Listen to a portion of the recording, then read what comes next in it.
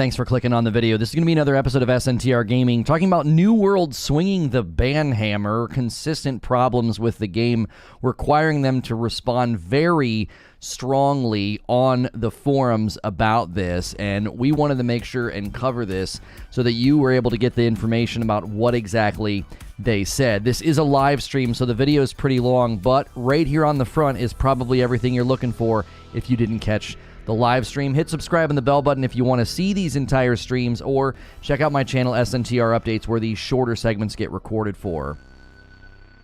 This is an SNTR update. The New World devs are continuing to do the best they can with all of the exploits and duplication problems within the game, and they took to the forums to speak pretty harshly about actions they'll be taking against those found using duplication exploits and other forms of bugs, glitches, and cheats within the game. If you like these SNTR updates, hit subscribe and the bell button so you don't miss my uploads. They had the following to say on their forums, and I do want to read pretty much all of it because it is pretty sharply worded. I think they're probably getting a little bit tired of these problems, although some of these you have to lay at their feet and expect this from the general gaming communities. Anytime they play games, they're going to be looking for those weak spots. They had the following to say: bad actors discovered through packet manipulation a bug that allowed players to duplicate in-game coin and resources. A similar attack against a different game system was also recently used in housing. Together, for these exploits, we have permanently banned over 1,200 players, removing their items from the economy and canceling their trade post listings. We took decisive action against obvious bad actors with a first pass on November the 2nd, permanently banning accounts of the most egregious offenders, which eliminated over 80% of duped coin and item value from the economy. So it is good to see this action is actually removing the duped coins from the game, because that is a huge negative effect on any server that it's taking place in. They went on to say the remaining duped items have continued to hurt many players' experience. It didn't affect all players or worlds equally, and also more significantly impacted players who were pursuing endgame goals and gear. We apologize for the impact this has had on some of our most dedicated players. It's disheartening to see others cheat to obtain what you have worked so hard to achieve, while also hurting the economy in the process. It has taken us time to unravel and identify where the items and coin landed, but as of November the 15th, we are glad to report we have permanently banned 460 additional players from either the original trade or newer housing exploits. By doing so, we were able to remove 98% of remaining duped items and coin in the game. The small amount of duped items that remain were a result of players who stumbled upon the duping issue but did not take exploitive action and will not be banned. So if you do this by accident, they're not coming for you. It's obvious when somebody is doing this as a form of cheating or exploiting, because they're going to continue to do it at length. They went on to say that we've also investigated how these duped items have impacted the endgame progression. Our investigation has not shown a significant uptick of max level gear. The below charts show that the number of players with even a single piece of max level gear is still quite low. We did a specific deep dive into void bent armor, and while some of the armor was duped, much of it was removed from the game through bans, and it is still very rare. We are still examining the narrower list of items involved in the housing exploit, and there will be further permanent bans there as appropriate. Now, obviously, the concern here is this going to be a thing they have to do every single week? Are they going to have to disable wealth transfers and the trade house every time one of these crop up? It's starting to feel like a bit of a flat tire. You can almost sense the irritation in their post, which obviously, I would imagine many people in the community feel that same sense of frustration that the game cannot just continue to press on and focus on bigger issues like server migration or balance in the game or an ongoing content plan. The public test realm seemed to get good response, and the Void Gauntlet is exciting with changes to the map, new enemies, and new variety of enemies, but that's not necessarily going to be enough to satisfy players that feel the game continues to stumble and trip as players exploit and find ways to break almost every aspect of this game. As the game continues to go on, we'll continue to cover it live on SNTR Gaming if you like live streams, or here on SNTR Updates. So hit subscribe and the bell button, and I'll see you in the next video. And I'll see the rest of you right here this morning. Thank you so much for being here. We greatly appreciate it. We'll get that running across the top there like we typically do for our New World streams. Thank you guys so much for being here and supporting variety coverage. We had a great day yesterday with Outriders coverage, and we had a great time playing it, honestly. And we really appreciate you guys supporting that kind of variety coverage. We are sorry about the absence of yesterday's talk show. We went back to, we had to basically blur something. And unfortunately, when we do that, the video has to process. And the back-end processing for YouTube is it's pretty terrible, and it is still not done yet. Incredibly disappointing that they don't have a quicker process. It's like it's not even a 3-hour long video. It's 2.5 hours. We used to do it. We would edit a video or trim a video, and the processing time would take roughly the length of the video. So it should have taken 2 hours and maybe 20 something minutes, but it is still processing. So anybody who missed yesterday's talk show, we are sorry about that. The gameplay is available if you were interested in the Outriders stuff, but today I wanted to talk about the latest New World exploit and what the New World devs are doing with respect to banning players. Good morning, Feed. I see you in the chat. Good morning, Christina, laying the smackdown on the cheaters. That's exactly right. I got in last night on Outriders and love the changes they did. Loving the game. Love Pyromancer. Psychonauts 2 will sweep the awards, just saying. No, I don't think so. I think they'll win narrative, and that's probably it, Mo. I think the other categories that they're in, they're a little out of their depth. I mean, you get full marks. The game definitely has gotten a ton of nominations, which its Metacritic score, I thought, okay, this game might be a little bit better than I gave it credit. But I think most of the categories it's landing in are way, way too competitive. I think it's a little out of its depth, going up against the likes of, Ratchet and Clank and some of the other strong leaders. So it'll win. I bet you it wins narrative, though. I bet you it does. I'm hoping Returnal wins direction and sound design. And then Game of the Year, at this point, looking at that list, I am irritated that Returnal didn't get a nomination when ongoing franchises like Resident Evil did. Like, Resident Evil 8 wasn't even that good. It was fine. It was a good game, but I don't think it was Game of the Year worthy. So Ratchet will not get it at all. Oh, I think Ratchet's going to take at least 2 or 3 of the categories they're in. Oh, yeah. When you're in that many categories, it's you're bound to win some. Bans are bans. I tried to log in today, and I got a permaban, but those from AGS said, I deserve it and nothing more. Never bought gold, never duped, never exploited, just taking my time questing. You're going to have to go through the process of fighting that. Sadly, now I've seen evidence of this. I've not tried to boot up the game. I mean, I haven't even been playing, but I haven't tried to boot up the game. I'm seeing reports of people on the New World forums being like, listen, New World's banning players that don't deserve it. They're handing out bans to people that are like, I wasn't even doing anything. I was just playing the game. And so you wouldn't be the first person to indicate that you were banned and didn't deserve it. I want to say Dread was my first Metroid I bought and played it all the way through. I wish I could. I want to go back and play more Metroid Dread. I was enjoying it, but sadly, I just don't have the time for it right now. I won't badmouth Insomniac, but I think you're underestimating Psychonauts 2 and Resident Evil 8. I've played all 3 games, and I think if anybody's underestimating anything, it's just how incredibly just insane and awesome Ratchet is. I don't know. Ratchet is... You have to think about what Eugene is saying. If you're thinking in the realm of next-gen and next-gen titles, it's one of the first truly next-gen games. And that's going to give it a huge advantage over the other titles. There's almost nothing that's launched that has truly tapped into next-gen power.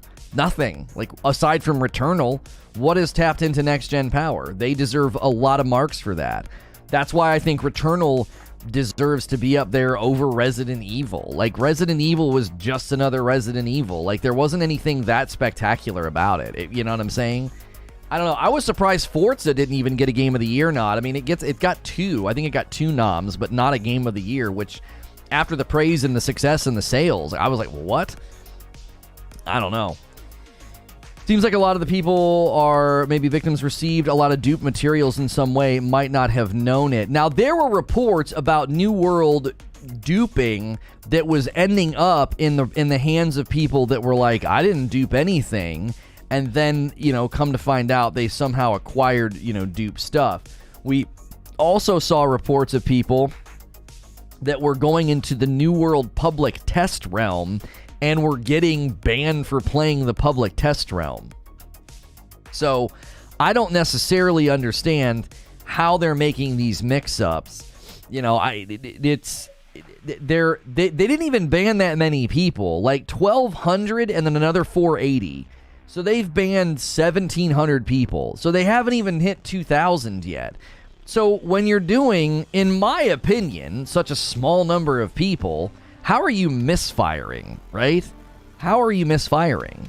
They said they removed 97% of the items that were wrongfully obtained, and there's no way 97% of the people with those items knew they were wrongfully obtained. That's exactly right. So I don't know, did they give people like a notification like, hey, there was New World duped items that you ended up with. We had to take them from you. Good morning, Y Mersey. Racing games get snubbed, Forza's like the Call of Duty. I mean, I get that. I figured Forza would get a nomination purely as like a head nod to just how amazing it was and how many like sales it had experienced. I don't know. That's what I assumed. I'm getting like the eternal flying thing in New World. Like I can't land on the ground. There it goes. It wasn't spawning the ground.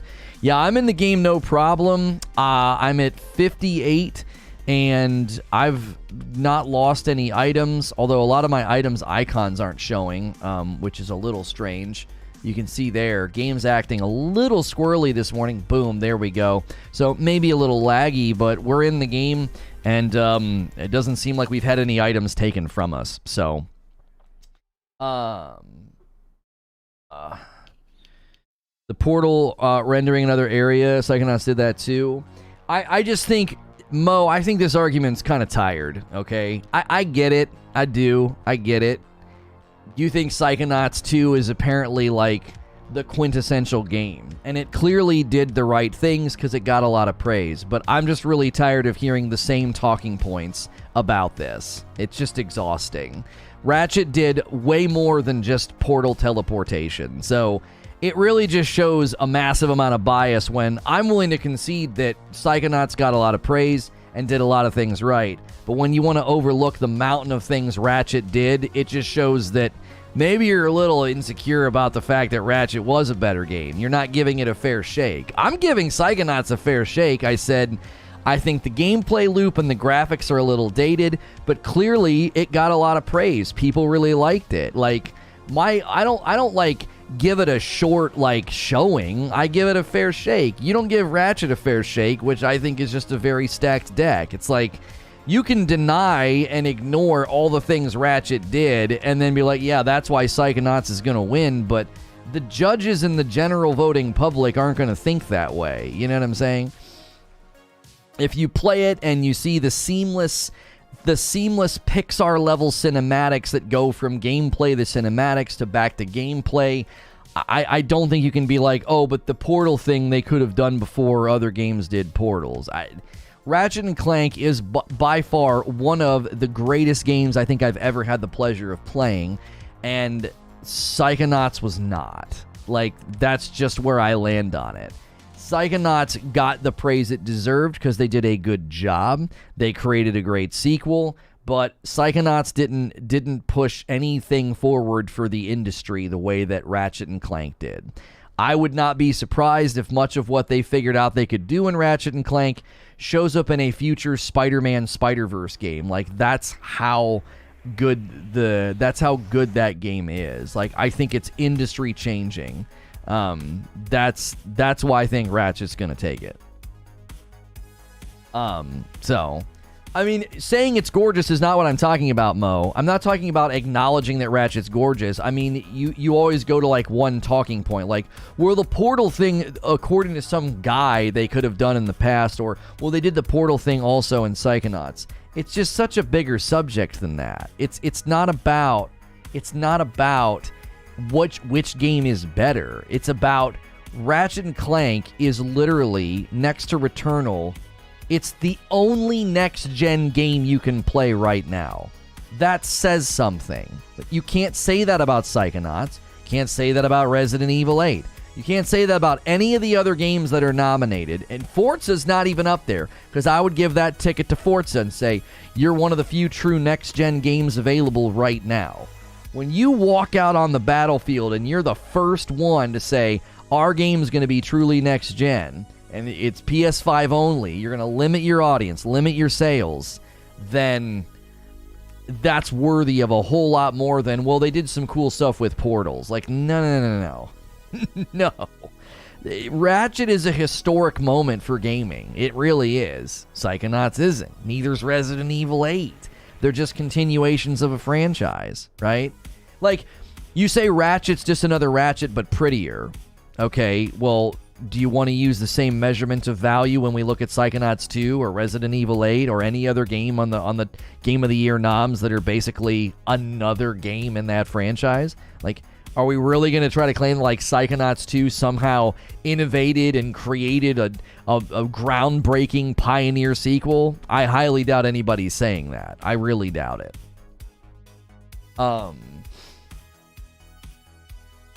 So... Ghost of Tsushima on PS5 feels like a next-gen game. It is, but it isn't, right? They did a great job, right? They did a great job. You know what I'm saying? They did a great job with Ghost of Tsushima. And somebody's bringing up Demon Souls. Sure, the Demon Souls remaster feels truly, truly next-gen. A $20 tip from J. Chris. Got nothing but admiration and respect for you, Lono, and for that, I'm out. Okay, J. Chris. Thank you for the 20 spot, man. Did you like Valhalla? I thought Valhalla was good. I did. I thought Valhalla was good. I've not played or watched Ratchet gameplay. What's groundbreaking about it? I mean, they do a seamless cinematics into gameplay transition that is literally, it feels like you are able to control a character in Pixar. It would be like watching Toy Story and watching Buzz flip through the air and land, and then all of a sudden you can control him. Seamless transitions, a level of graphical fidelity and detail that I've not seen in any other game to date. A depth of control, customization, and combat that took a very sort of linear, more predictable sort of style of combat and elevated it beyond that into what I consider to be one of the most pleasant action-adventure combat control schemes and fights that I've ever played. A depth of customization and gun uniqueness that I've not seen in a game before. And then, yes, the portal system is phenomenal. And I'm not talking about grabbing a portal and grappling. I'm talking about a literal world contained within a world. You can walk up to a door and look and see into another world, and you enter it seamlessly, come in and out of another world seamlessly. It's not on, nobody's on Ratchet's level. That's the point that's so frustrating in these debates. It's like, I don't care how good Resident Evil 8 was. I don't care how good Psychonauts 2 was. Ratchet and Clank Rift Apart is on another level. Nothing has come out at its level, save maybe Returnal. There's nothing truly next-gen available now except for Ratchet and Clank Rift Apart. Demon Souls looks beautiful, but again, there's nothing about it that is like next-gen other than maybe the graphics. And then Returnal is truly next-gen at some levels, but Ratchet's in another category. It's in another category. Same thing in Psychonauts? No, I didn't see. I've read the reviews. There's no reviews about Psychonauts that talk about technical innovation and next-gen capabilities. Nothing about that game has been praised for that. I've looked at the Metacritic scores. I've looked at the reviews. No one's saying that about Psychonauts. It's a very, very well-built, well-told story, and it's a great sequel, so it received tons of praise. Like, typically when you have an established franchise that is beloved and you nail your sequel, you get a lot of praise. That's why I think games like Returnal deserve a far better shake in the running. We should have just covered that today. I should have just done Video Game Awards or or such a joke. Returnal as a new IP deserved a far better shake. Resident Evil 8 has no business being on Game of the Year running. It just has no business. Oh, Deathloop has no business being on Game of the Year running against Returnal. It has no business being up there. It is not any better than Returnal in any respects. It's not better than Returnal with controls, sound design, next-gen innovation. None of it. None of it. Deathloop got a frickin'...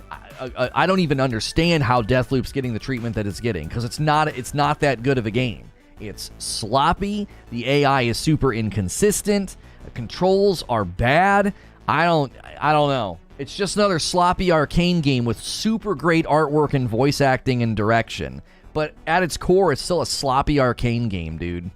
I don't know. I am irritated that Deathloop got Game of the Year nod and Returnal didn't. Returnal is one of the other, 3 truly next-gen games you can play right now, and it got passed over for Deathloop and Resident Evil 8?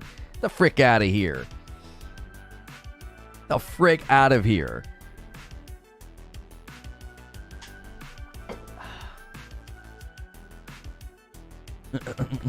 Anyway. We're supposed to be talking about New World bans. If we don't talk about New World bans, we're going to kick ourselves out of a New World funnel. So, let's see here. Let's do a poll. New World exploits. Are they concerning long term?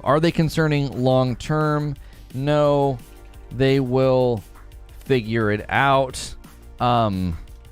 Yes, this seems ongoing.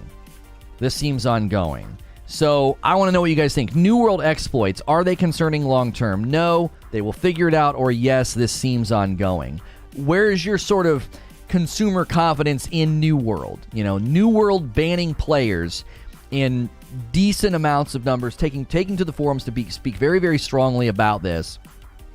And what do you think?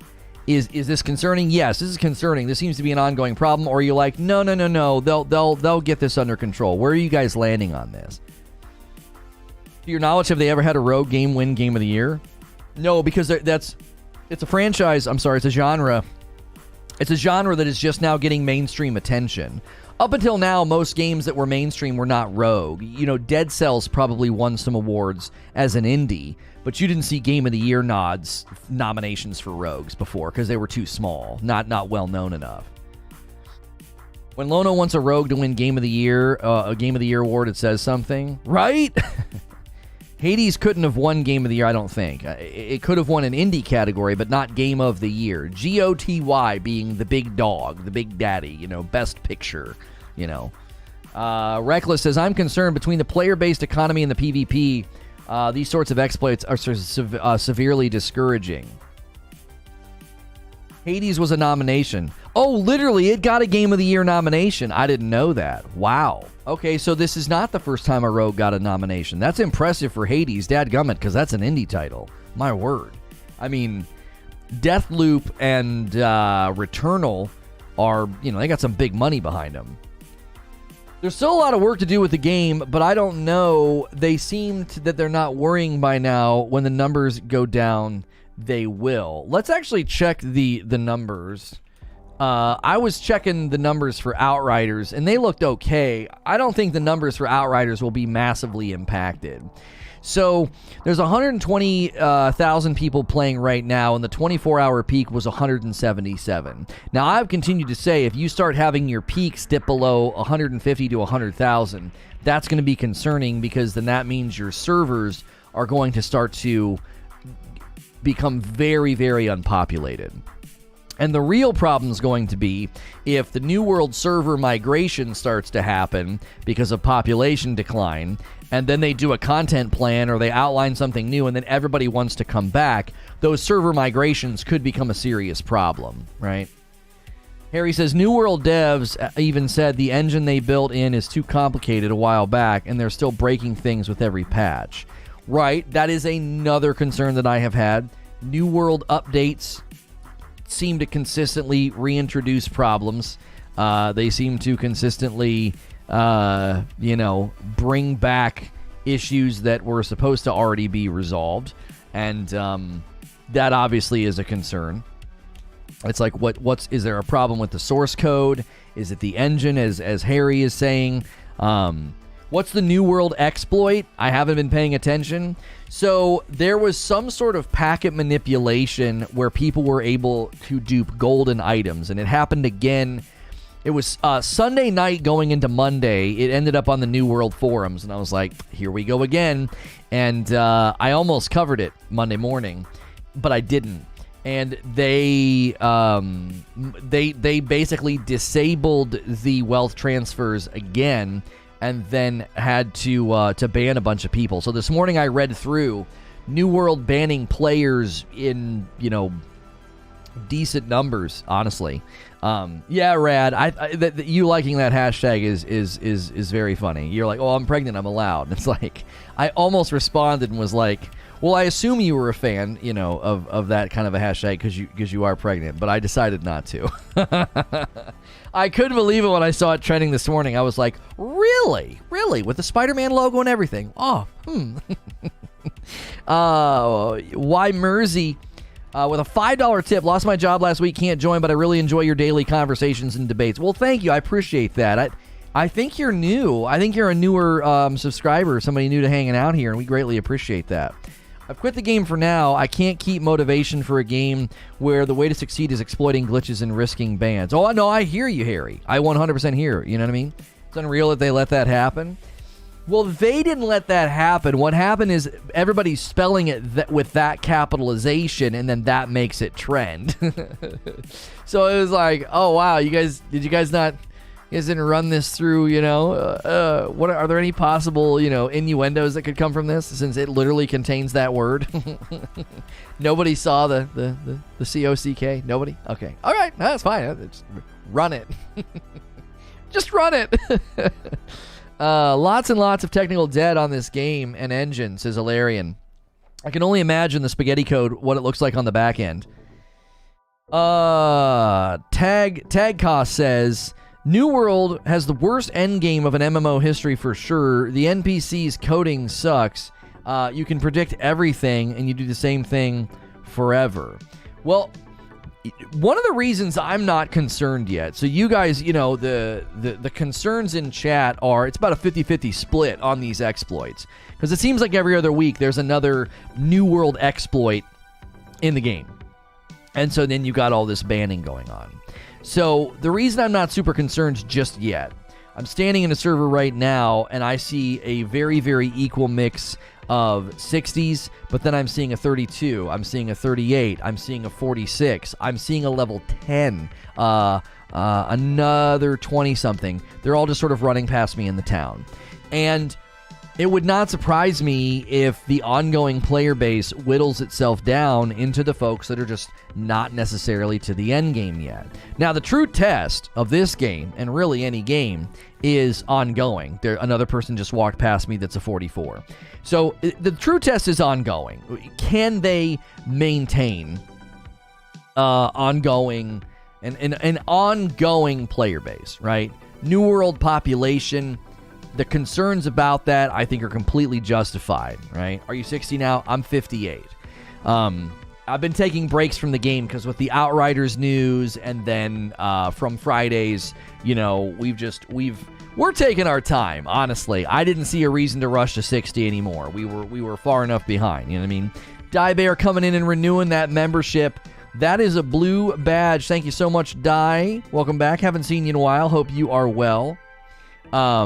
Hey, somebody ordered some coffee. I was just getting ready to say, who's going to be the first coffee order of the day? And 2 bags of Frickmas to Brandon. Thank you so much. First coffee order of the day. Who's going to be the next one? Do you want a dark? Hey, look at this. This is from the first run. It still has the shiny label of Light Roast. Yeah, we got dark roast, we got light roast, we got Frickmas blend. Who's going to be the next order of coffee this morning? That is another way to support the channel, and that supports me directly. You are not buying from, a, some other company or something where I get a kickback. That's ours, and we ship it to you. My wife and kiddos put little thank you notes in the bags for you. So thank you so much, Brandon. Also, the quests, you do the same 3 quests till you hit 60. Not necessarily. Now, that I don't agree with. I'll push back on that. I don't think that's a fair representation of the end game variety. I think there's a lot to do from, 30 to 60 that is similar and yet varied. Tweeted at you when I got my first order over the weekend. Frickmas is awesome. Well, thank you. I'm having some of the Frickmas blend this morning myself. So thank you very much.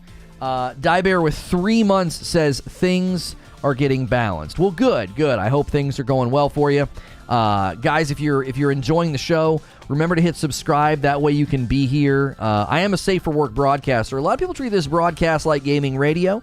So smash that, smash like. Go through the morning ritual, say good morning in the chat, take our poll, what do you think of these exploits in New World? But back to what I was saying about if they can maintain population, like if New World population continues, okay? If it continues to go on a downward trend. It's not a matter of if it's going to have a downward trend. Because it is. Every game has that experience. Your more hardcore players get to the end. They sort of go through a process of complaining and getting burned out, and then they take breaks. Will they be able to get them to come back? Will the process of them coming back, will it be a problem? Because as I said, if you start migrating servers because people aren't playing, they're inactive, and then all of a sudden they become active because you do a content update, are you going to set some of these servers up for problems in the future once you start doing New World server migrations? Quest is actually the thing in the game it does pretty well. When I tried out Final Fantasy, I did quests where I just ran around speaking to people for 2 hours straight. No combat, no variety, just pressing E. There's a lot of that in Lost Ark, but they're very quick. You go 10 feet and talk to this guy, 10 feet and talk to that guy. You go back and forth 2 or 3 times, and then you're done with the quest. Lost Ark had quests like that, Harry, and I was like, what is this? I think that's a more common MMO questing trope that games fall into. And there's a guy in my chat right now saying there's a huge dupe right now. He just put it in chat. He's standing in front of me, and he said there's a huge dupe right now. So apparently, you're expecting your coffee today? Good. Expect the trading post to be down again, he said. A guy in my game just said that. Another New World duping exploit is apparently in the game right now. I'm not going to tell you how to do it. I don't know, but even if I learn, I will not be giving instructions on how to do it. Just letting you know that it looks like wealth transfers in the trading house may be getting shut down if what this guy's saying is true. I don't know if you'd be, warning, the general public in the game about a possible wealth transfer suspension unless it was true. I mean, he could just be trying to freak people out. But I actually found, I kind of agree with Harry. I think the quests in this game are not that bad. You also have to remember that there's the corruption grind you can do. The New World corruption grind, I found to be pretty good. You'd get your what is it? Your Azoth, you'd get some coin, you'd get some loot, you'd level a little bit. New World had an exploit last night that seemed related directly to them disabling wealth transfer. I saw something on Reddit about it. Yeah, they had something the last time they disabled wealth transfer that you could do with upgrades on a town that get a bunch of money back. Harry says, with every dupe, members from the high-end PvP companies will get money distributed to them for IRL money and ruin PvP even more. No wonder Desi never had any trading.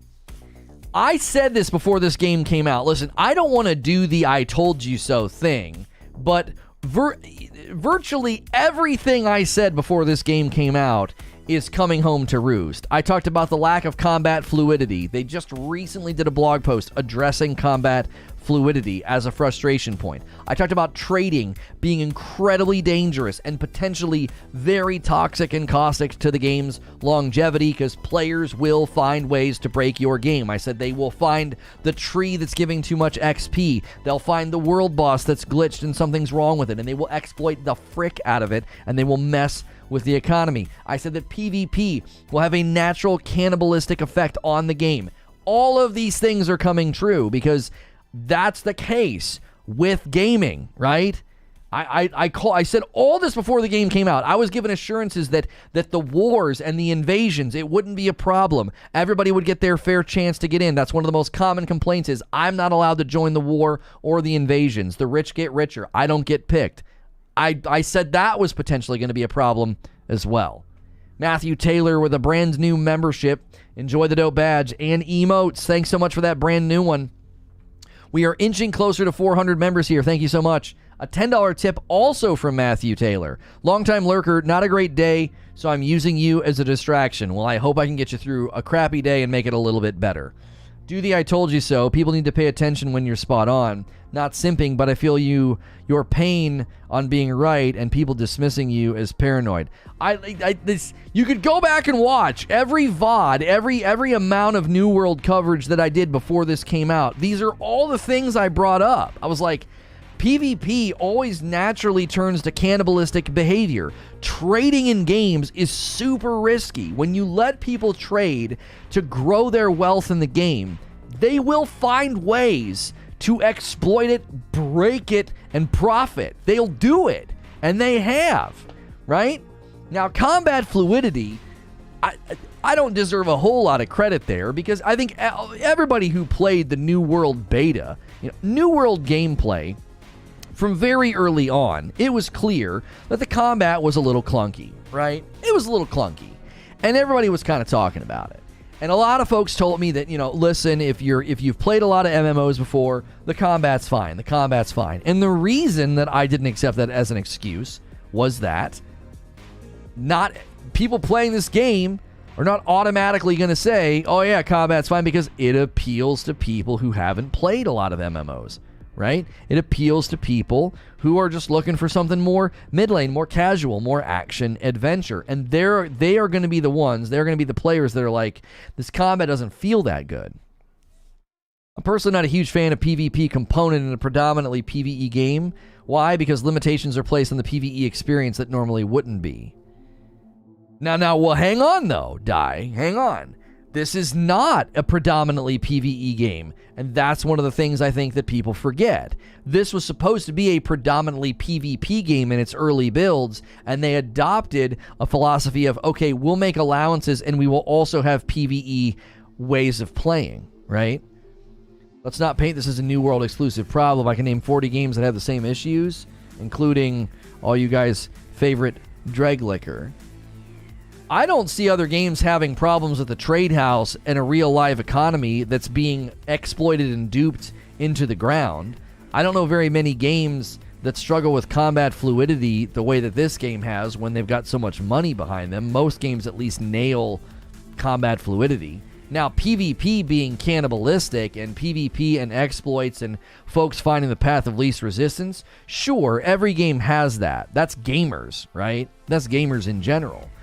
That's why when this game wasn't even out yet, I said, here are all the things that are potentially going to happen. Why? Because gamers are extremely easy to predict their behavior, right? If you've been covering video games for as long as I have, it's not hard to be like, this is what people are going to do, right?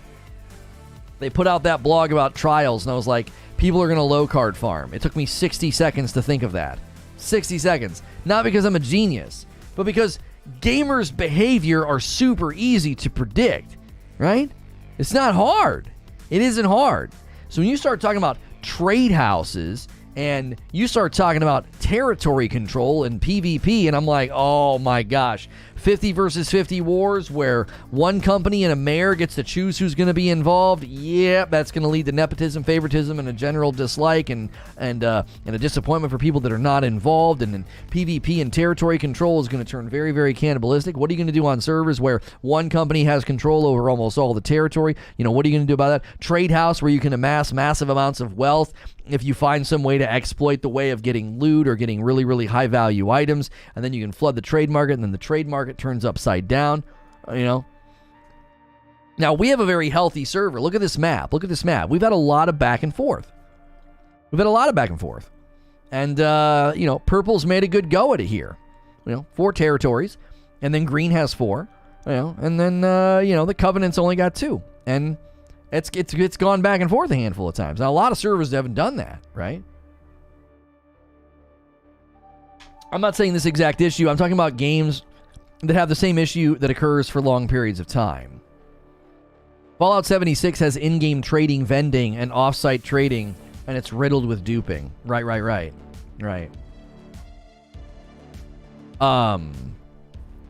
Green was 5. Oh, did I miscount that? Green was 5. 1, 2, 3, 4. Oh, 5. I didn't see Windsward. Windsward's like smack dab in the middle. I missed it. Yeah, Windsward's got 5. Purple has 4. Orange has 2. Sorry. Yeah, Windsward was like hiding in plain sight. It's like right in the middle there, right below my flashing light. I wasn't seeing that one. My server is 95% Covenant with Syndicate owning 2 territories and Marauders owning none.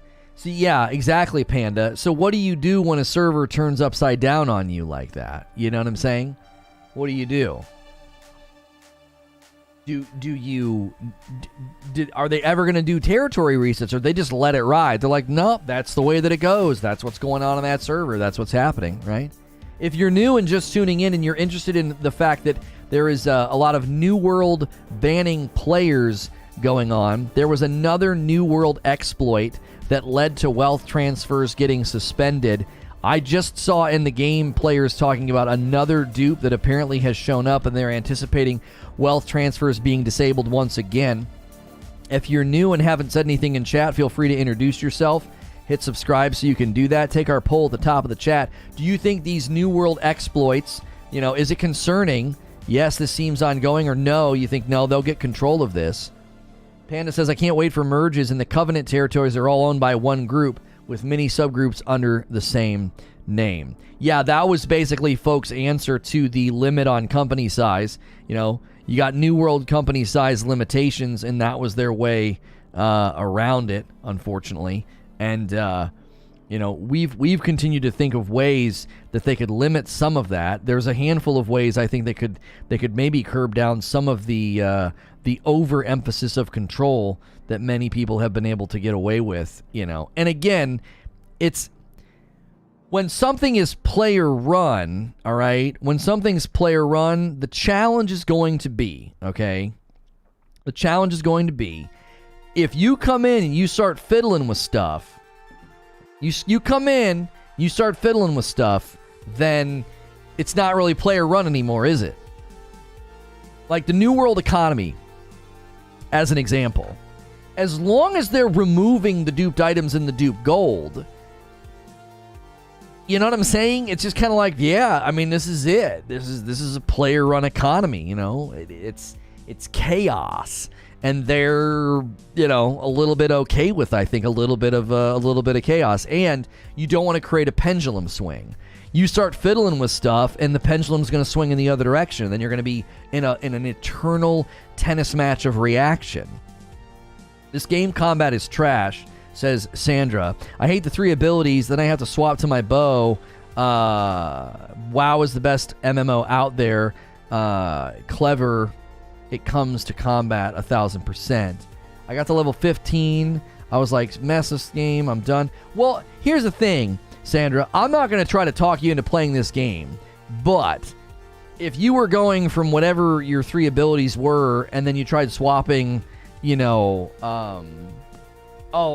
like the swapping. I thought you said you swapped a bow. I was like, bow is like one of the worst items in the game right now. It's like really irritating to use. So, no, I get it. The combat fluidity was a big turnoff for a lot of people. I had to kind of learn to love the combat. I'm not going to convince you the combat's good, because it's kind of not. It's there. It does the job, right? It's like kind of like an old pickup truck that'll get you to where you're supposed to go, but the windows don't work quite right, and the heat and the air conditioning work when they feel like it. Like, it's rough. The combat's rough in my mind, right? Panda says, the Marauders have given up on my server completely. Syndicate tries their best to war to get the territories back, but the Covenant is just way stronger than us. I'm okay with making potions and not able to sell them. I have pretty much given up, as I wanted to make stuff and sell it.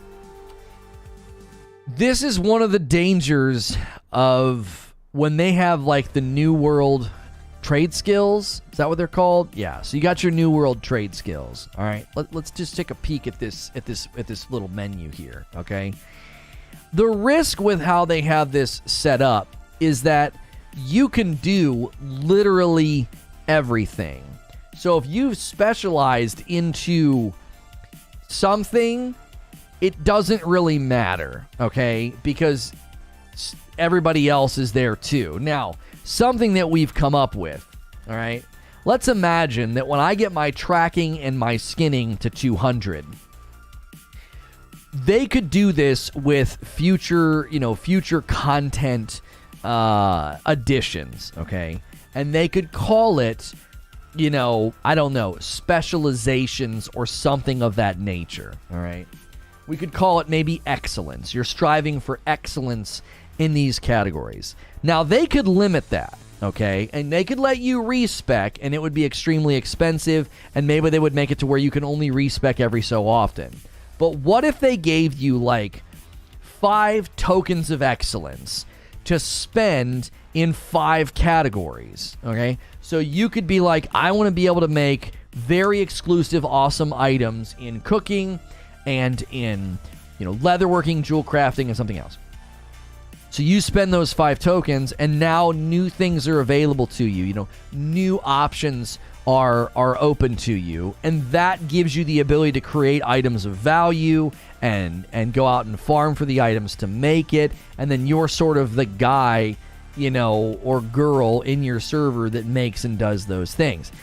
And again, if you're going to let somebody respec, because maybe you pick 5 things and then after a month goes by, you're like, I don't really like this. Well, then you would let somebody respec. But again, I think you'd have to limit it to like an every 30-day respec and make it a little pricey, right? Did you see the dev blog lately? They've talked about adding mastery quests for each trade skill. Okay, but if they give you mastery quests for each trade skill and you can get mastery in every trade skill, you're not eliminating the problem that we're talking about it, right? Because like what Hilly's saying, none of it matters if you can't profit off of the goods that you make. If the market is so overflooded with the items that you're trying to make, because every Tom, Dick, and Harry on your server is at 200 in every single category, right? So, New World trade skills, they're a massive part of New World gameplay. A huge aspect of the gameplay. And there's good and bad there, right? The good is, okay, this means there's so much left for me to do, even if I'm kind of quote-unquote done. If I'm 60 and I feel like I've got the loot that I want and I feel like I've played enough, well, then I could work on all these categories. I could work on leveling all these things up. But that good comes with the bad. The fact that I can do, like, everything in the game gets you a level. So if you hit a rock, skin a rabbit, shoot an enemy, make a jewel or a gem or a potion, all of it's leveling. And that gives you a sense of satisfaction. But every good thing comes sort of laden with a weakness. And the weakness that's laden into this is that, well, now everyone at the upper levels of play, they have a mastery. They're a master of all. They're a master of everything. Jay Stubble says, I agree. I wish trade skills were limited in choice. And with these mastery quests coming out, it should limit how many things you can be a quote-unquote master in. So you have to be very intentional in your choices, right? Thanks, Mama. Or I'm good to see you. I don't know what I'm saying. I'm like middle. My wife just got back from something. I was like, thanks, Mama, out of just my default response when you're coming in here. Good to see you. Like, what does that even what does that even mean? How'd it go? Everything all right? Why are you pouting? Why are you pouting? She want. Okay, hang on.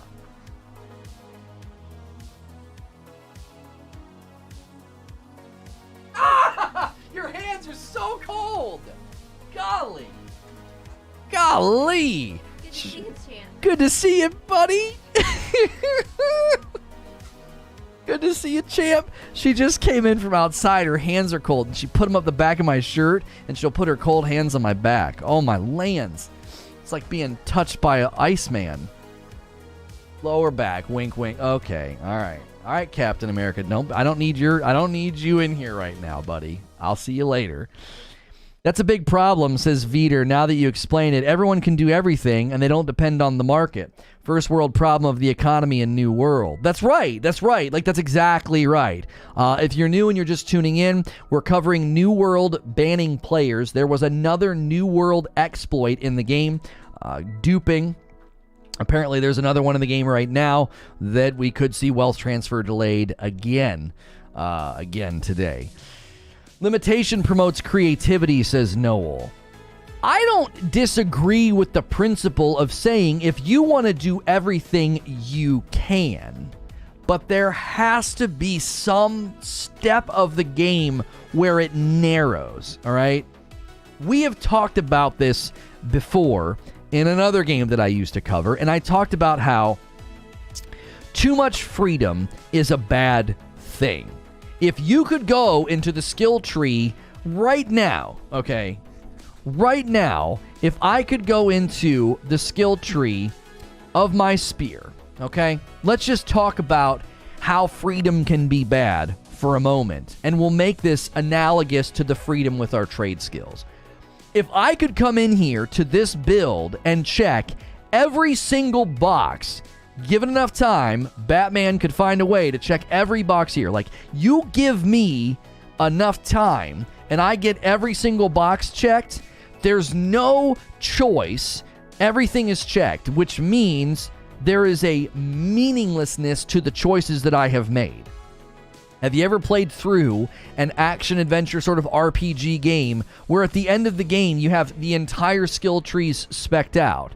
Now, along the way, it could be feeling pretty meaningful, but eventually it's not. Eventually, you're just a 100 out of 100 god killer, and nothing can really stop you, and it doesn't give you necessarily a sense of power. If you limit choice, it makes those choices meaningful. The choices that I've made in my Impaler tree, I lean into those choices and I am rewarded with strength, DPS, bleed effects, etc. If you don't make me do this, then it starts to become just sort of an unfettered, meaningless act of put in enough time. Now, draw an analogy between that amount of freedom and this menu here. You start to get the sense of maybe giving players this much freedom is a problem because it starts to hurt incentivization or a sense of choice impact. Your choice impact doesn't feel like it's landing because it kind of isn't. You can have everything with enough time.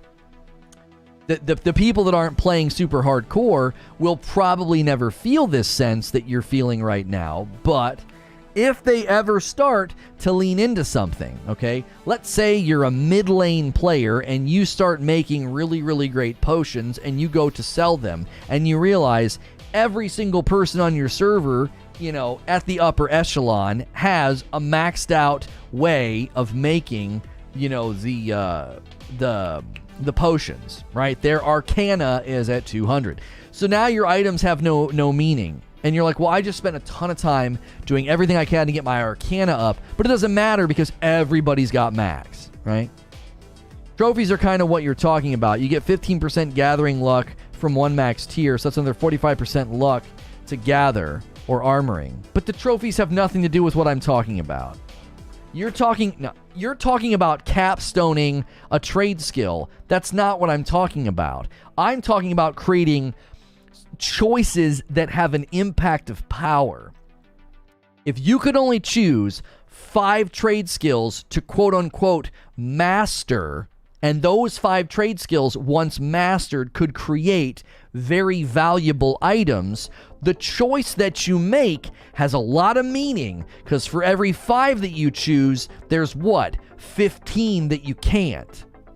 Do you see? It's just like when you go into one skill tree instead of another. You don't get every single skill. You got to choose this over this, and those choices are good.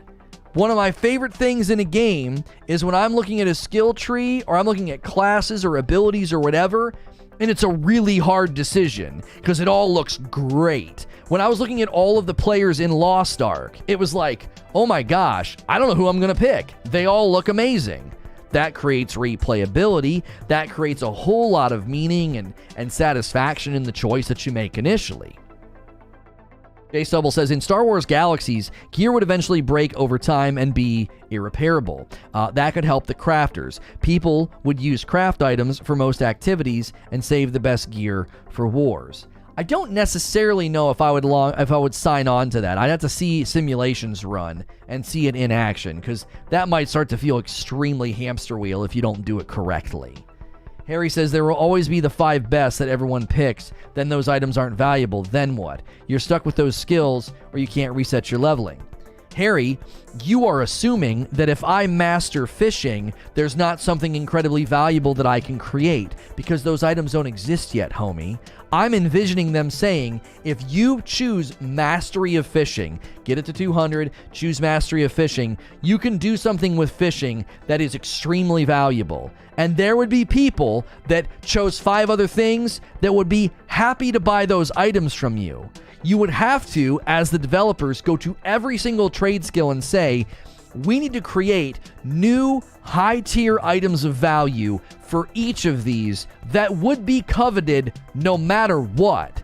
I don't care if you're running a war, if you like running dungeons, or if you just love doing open world PvP, you'd be like, dude, some of those fishing items those guys sell are extremely valuable. Well, why didn't you master fishing? Well, these other 5 were better for what I like to do and what I like to build, but dadgummit, if those items are available in the trade house, buy them up quick, because the golden crusted bass meal gives you a crazy buff in a war. Well, again, why didn't you pick it? Well, I picked jewel crafting and leatherworking and all this other stuff because the items that I can create are a lot more valuable to me and my group. That's what you have to do.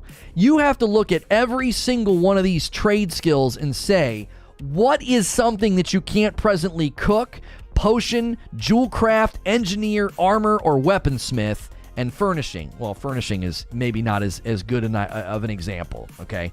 But cooking all the way to weaponsmithing. Create 2 to 3 items per category that can only be created if you're a master of those, and now everybody wants them, right? And not just those, do the ones down here too, gathering, refining, blah, blah, blah. And when you do that, you are creating value that doesn't exist yet. And then when you limit how many I can master, I would have to lean on the guys who are masters in the areas that I am not. You say that, though, people take the path of least resistance. Most players will pick the professions that get them the most gold suddenly. Everyone on the server is max fishing, and it's not valuable. Yeah, I mean, no matter what you do, Harry, there's going to be stuff that gets determined as being the best or the most valuable or whatever, and then everybody's going to clamor to it, and that's why you'd have to be very, very intentional about how much value each item has. You need the oil harvested from this fish to imbue your highest level armor with the damage reduction. Only highest level fishers can get it. Right. You have to create a chain of value that makes you say, I can't be a master fisherman, logger, jewel crafter, and engineer because I need to be a master smelter, weaver, harvester, arcana because of the things I'm trying to make. Do you see? You'd have to daisy chain some of these items so that it would be impossible to determine, oh no, this is the best item. No, it's not. It's one of the best items, but in order to get this item, you need mastery in these couple of categories. What they would do, see, this is getting good. What they would do is they would allow you to run mastery simulation. So you would select 4 or 5 items to master, skills to master, and it would be like, these are the items that you will be able to create with this recipe of mastery. If you pick fishing, logging, cooking, and woodworking, here are some of the items that you will be able to create that will be considered, upper tier. And then you'd reset it and say, okay, well, what if I do jewel crafting, engineering, armoring, and weaponsmithing? Okay, these are the items you'll be able to create. You would make it to where the combinations of mastery resulted in different items, and those items would all be incredibly valuable. So if you didn't pick fishing and mining, there's items you can't create that are valuable. That's the way you create an interwoven value system that doesn't result in, no, all you need is this. This is all you need. In this idea, could you reset your trade skills or are you stuck? Okay, Harry, good pushback, because couldn't you just reset it every week and invalidate everything I'm talking about? You'd have to make resetting your trade skills very expensive and time limited. Once every 30 days, I would think. Maybe once every 14. I don't know if that's enough time, though. You need the economy to kind of settle in. You need to be able to settle into a rhythm of capitalizing. This is why you'd have to be able to kind of run a simulation of like, check the 5 trade skills you're considering, and we will tell you the items you can create with that combination. We would call these items, just call them mastery items. You would be able to create these 6 mastery items. And if you change the combination, the mastery items you could create would change. It would change. So no combination would be the same. And so you would always feel that interdependency either on your friends or company members or people on your server. EJ says, I think a better idea would be styles. Like in WoW, you can master everything, but you can only learn one style per craft. Telling people they can't craft everything in a crafting MMO is suicide. I don't agree with that. I'm not saying you can master everything in WoW, to clarify. Why would you want to reset 1,000 levels worth of trade skills? That sounds like a terrible idea. No, that's not what I'm saying, Distorted. No. I want you to imagine on this screen, 5 of these items have a glowing gold outline because you've mastered them, right? And you could respec and decide what you want to be mastered, once a month. So as long as it's level 200, you can turn it into a mastery, okay? They just give everybody 5 mastery tokens, and those tokens can be respent every 30 days for a fee, and then you can only pick things that are at level 200. So imagine, I know it's hard to imagine because I've not been doing a lot of this stuff, but imagine every single one of mine was at level 200. 5 of them would have a gold outline, and then I could change what those 5 things are every 30 days. So within that 30-day period, there's a set amount of mastery items I can create if I want because of the combination. You would have to basically create intricate recipes so that a mastery of fishing, engineering, leatherworking, stone cutting, and smelting, you can create some crazy stuff that nobody else can create. Because maybe they didn't pick fishing, maybe they picked the exact same things you chose, but instead of fishing, they chose mining. That would alter the list of mastery items that they could create. Therefore, creating an interwoven value system that would essentially, for 30 days, that's what you can make. And there would be items that you can't make that you might want. You'd be like, I don't know, man. I can't create the meal that turns my sword into a bleeding lightning stabber, and I really need that for this boss or whatever. You know what I'm saying? You can still level all the crafts, but only choose to master certain ones. There would definitely have to be a lockout, like 4 months for factions, so people aren't constantly switching. 4 months lock would be better than a 1 month lock. I think you got to be careful, Distorted, because you got to remember the type of people that play this game. 4 months is just too long for the average player. I think 1 month feels good. Harry says, what about on low pop servers where high-end items are already way overpriced, limiting the number of players that can craft certain things? Even more would rub a lot of salt in some of their wounds. This is a very good pushback, Harry. This is where, I don't know how this works, but let's say this is technologically possible. This is where I think you need server grouping. I think you need server grouping where some of these servers that need to be quote-unquote migrated, I think they need to be put in like server clusters. And so you don't see it on the back end, but they're just moving people accordingly. You know how when we were playing Lost Ark, there were like the channels that you had to get in? So we could be in the same area and not see each other and you'd switch channels. If they could create a system like that where you take 2 or 3 low pop servers, bring them all together, and you would just change, channels or whatever. Now, this gets complicated with the territories because ultimately you'd have to decide what do the territories look like for those 3 when they're getting grouped. Migrating permanently seems like a real danger because like you're going to shove everybody together, and then what if you do an update and tons of people come back and start playing? You're going to throw that server into an overpopulated status.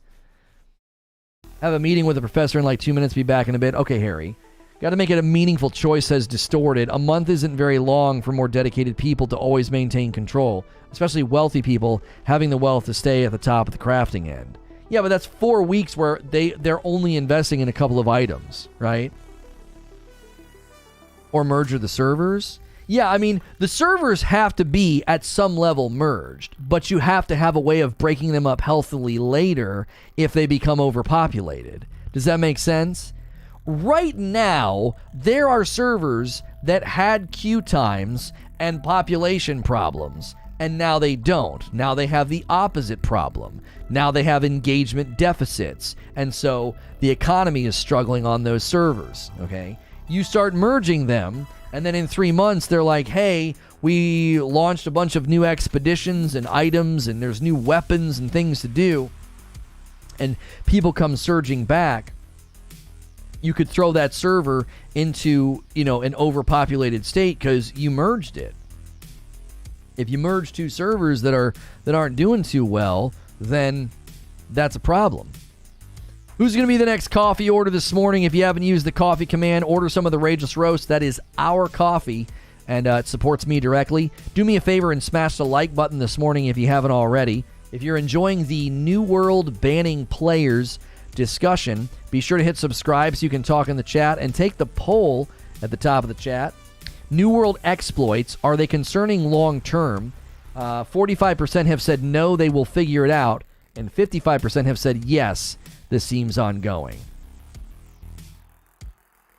We see how the meaningful choice crap worked with WoW. Artificial lockouts and time gates feel terrible. There's nothing wrong with everyone being able to master all trade crafts. I think the second half of your statement has been proven false this morning already, Ilarian. There is something wrong with letting everybody master everything. It creates a value deficit. Nothing has value. Like, how do these items have value if you're basically able to overpopulate the server with them? If everybody can make them. Lono, I think I broke the like button. I hit it hard and I'm not able to like the video again. There you go. But Tasbo says, Team Dark Roast. There you go. You got people in chat taking up. Which coffee do you support? Use the emote. Let folks in the chat know which they should order if they've never ordered before. Dark Roast, Light Roast, or the Frickmas blend. Thank you to all of the new subscribers today. Subscribing is free. Doesn't cost anything. If you want to support directly, you can use the join button. You can use the join command or any of the other commands down in the corner here. My shirt comes from 80s Tees, classic Transformers. We got the disc plates in the back as well. The value is determined by the economy. The problem is further up the chain, not with the end product, crafting, but with how value is determined, player-only economy. The value comes from the time invested. I feel like we're ships passing in the night on this subject. So I want you to imagine the more people play, the more they master all of their trade skills up to the higher levels, which means they can create all the high-level items, which means the economy has a surplus of high-level items. When you have a surplus of items, they go down in value, which means their price and their worth plummets as well. therefore undercutting and devaluing the investment in the player time it took to get to that point. So if you suddenly hit level 200 on a couple of categories, so you can create some really high value items, and they've been devalued by the market because there's too much of a surplus, well, that's pretty irritating. It would be like going to school for woodworking and doing electrical work, and you try to get into the business of doing electrician and woodworking, and there's like a billion people in front of you already doing that. Well, all of your investment has been devalued because the market's too saturated with people that can do what you can do, right? It's one of the reasons that higher education has shifted, because the market got flooded with people with degrees, and those degrees began to be devalued because the saturation of people with a bachelor's degree was higher than it used to be. It's a similar idea, right? When the market gets flooded with the same item, it's suddenly not as valuable anymore, because slowly but surely the price on the item gets driven down. Because if they see you selling the gold-tipped spear for 1,000, then they sell it for 900. Then the next guy who makes a gold-tipped spear sells it for 800, and then 700. And before you know it, gold-tipped spears are going for $50, and the time investment to make the gold-tipped spear is disproportionate and not in line with the amount of money you can make from selling it. Voltron and Transformers shirts back to back. Thank you. What you're saying doesn't solve the problem, though. It will just prolong the issues. Hardcore players will just wait it out and get it themselves. That's not necessarily true. EJ, if the items that I can create, because I went into fishing, mining, logging, harvesting, and tracking, if I put my 5 there, and I can create items that are of value to you when you're playing PvP, open world PvP, or you're running a dungeon, and I can create items of value, whether it's meals that give you a buff, or potions that give you a temporary resistance or something, and you can't create those on your own while you're going through your weekly, daily, monthly rituals of gameplay, you and anybody else like you will be going to the trade house and seeing that the items I'm making are worth buying. Now, I may be buying items that are completely different because I am attempting to go fish, mine, log, harvest, and track, and I can't make certain items that make my job easier. You can make those items because you chose woodworking, leatherworking, stone cutting, weaving, and smelting. So your 5 can create items that feed my needs, and my 5 create items that feed your needs. We now are in a symbiotic value relationship where I'm creating items that are high value to you, and you're creating items that are high value to me for our day-to-day ritual behavior. I would just create an exuberant amount when I can and use the second best until then. That's not true. If you were trying to win a war, if you were trying to be the best you could at open world PvP, or you were trying to be as strong as you could in like a new expedition or a new dungeon, you wouldn't say that. You'd be like, well, I want to run it now. I want to try and get the loot now. I want to get some of the jewels and the items and the end game stuff in there now. And I can't, or I can, but if I want max efficiency, I need to buy some of these meals from this guy over here that's been fishing, mining, logging, harvesting, and tracking. If you create mastery, and that mastery leads to items that are good for your day-to-day, you're not going to wait, I'll wait a month and make it myself. No. Mastery concept has never felt good in any MMO when this is tried. Optimal players will simply pick the meta jobs, and you'll create an artificial flood of the most meta items. But what I am saying would protect against that. Because if you pick leather, woodwork, smelt, weave, and stone cutting, because it's going to create day-to-day items that are really helpful to you in open world PvP wars and outpost rush. That's kind of your bag, right? And you are running that, and that's why you pick those 5.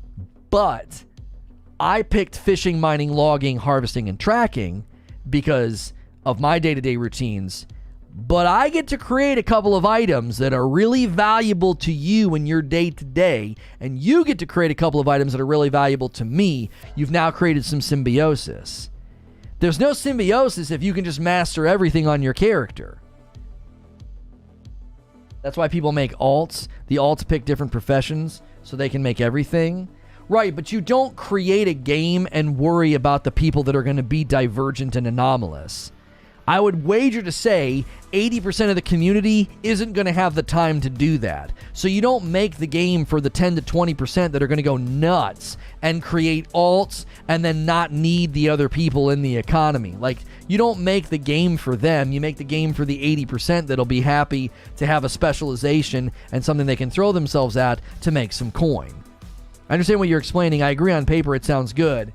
You have to link together all the jobs so every job has useful items. I'm just saying I disagree that it works. You're disagreeing because it hasn't worked until now. Innovation always goes past the failures of the predecessors. Always. There are plenty of technological innovations and solutions inside of games that probably seemed impossible 5 years ago. That's not possible. No one's ever been able to do that. No, it's not. You can't do that.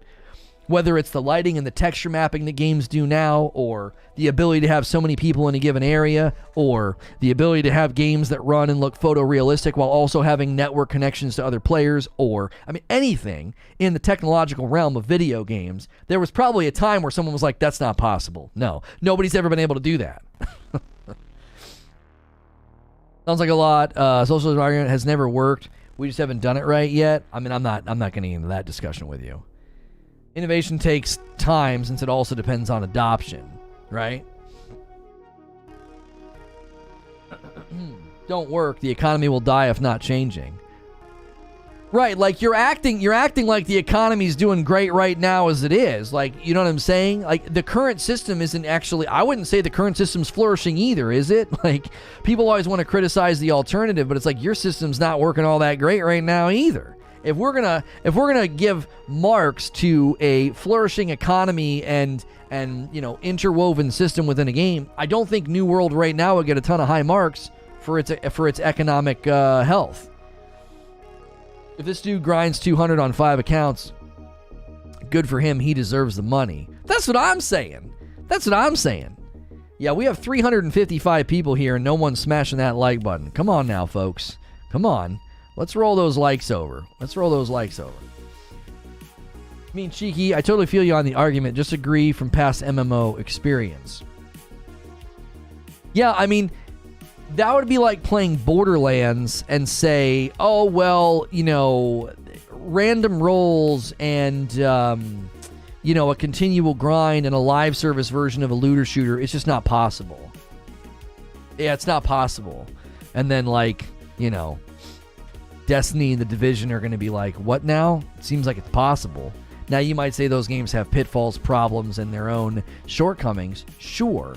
But that doesn't mean that they didn't break through a wall that many people thought wouldn't be possible in the past, right?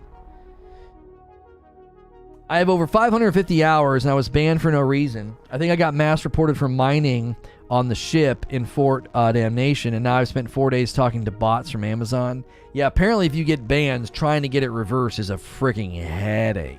It's a headache. People will just buy and sell max level accounts. They ain't gonna grind that themselves. Possible. You're trying to criticize a system that hasn't had the time to work properly. Duping has been in the game since day one. EJ, if you think this system just needs more time, I don't think that that's the case. I don't think that's the case. Did you read the report on the duping? Duping hasn't even had that much of an impact on the economy. Don't use duping as a scapegoat. The economy is in the state that it's in because everybody can create everything. And so there's an oversaturation of high value items. That's not because of duping. Now, some servers are different than others. Sure, there are some servers that probably have more duped items that affected the economy than others, but the duped items have been removed. They've been removed. Too many sellers, not enough buyers. Right. You can't help the economy long term if you can change every so often. You're just time gating at that point. Do you have to pick them permanently? I don't know. A month is a really long time. If for an entire month I can only have mastery of fishing, mining, logging, harvesting, and tracking, then I'm going to be dependent on the rest of the people in that server for that entire month to feed me items that I need in the trade store, in the trade house. So that leads me to think, okay, then what after 4 weeks, This idea that like you're gonna sit and wait for 4 weeks and not buy anything in the trade house because you can just switch after 4 weeks. This happens all the time. You're describing a phantom. No one's gonna do that. No one's like, I want you to imagine, I pick 5 mastery items. And those mastery items enabled me to create really, really great stuff in the game that's high value. And creating that stuff that's high value, it goes better if I buy stuff from somebody else. So if there's somebody else with like 5 mastery, okay, let's just look at the game to get a picture. Let's say you're over here and you've mastered these 5 items over here, and I've mastered these 5 items over here, and both of us are attempting to create items in the game that have high value. And when I'm over here on gathering, you have refining stuff you can make that helps me in my process, and I can make stuff that helps you in your process. So we're both creating items along the way to sell to each other to generate coin, and those items help the other. Okay? Now, the idea that I'm going to master all 5 gathering and do nothing for 4 weeks so that I can just wait and then do refining later, that doesn't make any sense.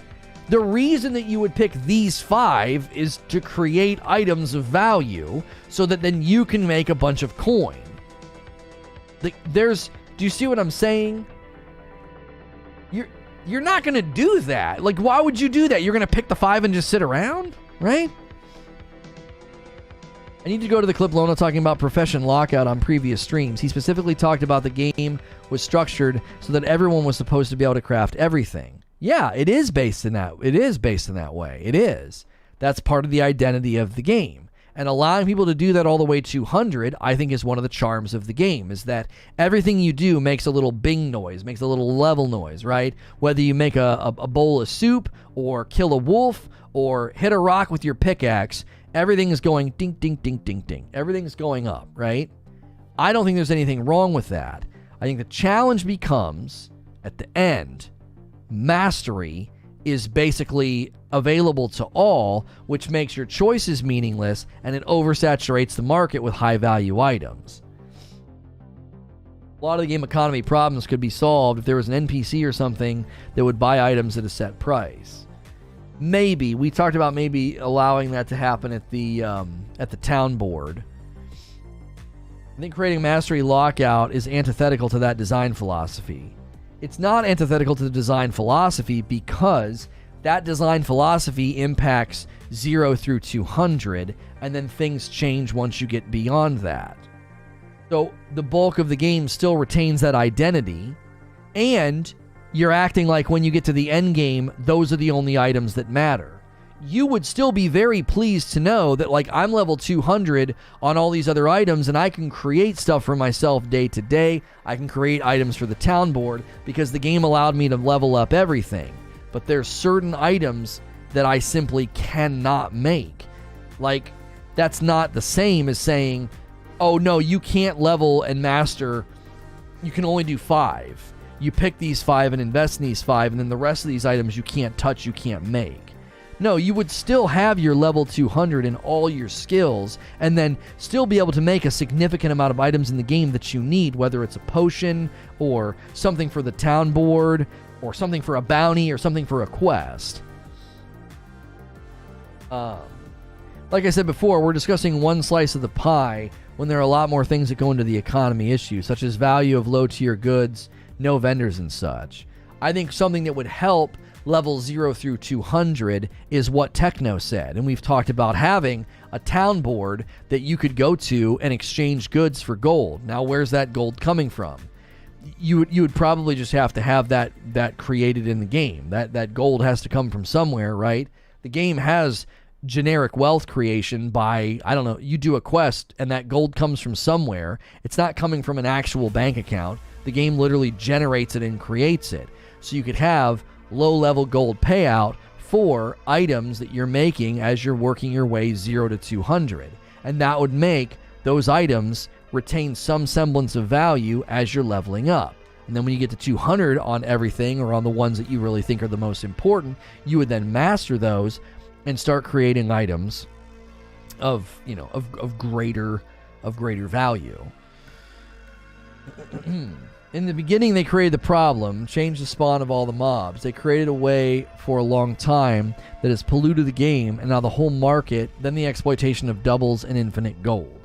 Closing the market for days only made more and more spoil the whole game, and an urgent solution to banning all users who use it will only end up sinking the game. I don't think banning approximately 2,000 people is going to sink this game. That's not it. We're not considering high-level gold squeeze and that effect on the market. There's very little wealth creation at the higher levels once the quests are exhausted. That feeds into the economy health. That's something else that they're going to have to consider for sure. You have to have a way of gold earn rate at the top of the game that's just normal and rhythmic, because creating high-value items is one way, but again, that's dependent on the market, which means you have no way of creating or generating any gold at the upper levels. You're basically stuck. You're like, well, I guess I'll just, do. And that's where I think a lot of the exploits have come from, is desperate players at the upper echelon that are like, I can't make gold. I can't get gold, right? I'm literally stuck and unable, to make anything. Okay.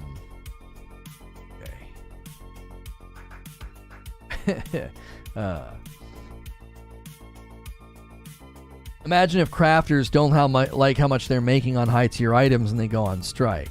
I mean, but then there's always somebody waiting that would make it anyway, right? Somebody's going to cross the picket line. It wouldn't be that hard. It wouldn't be that hard to.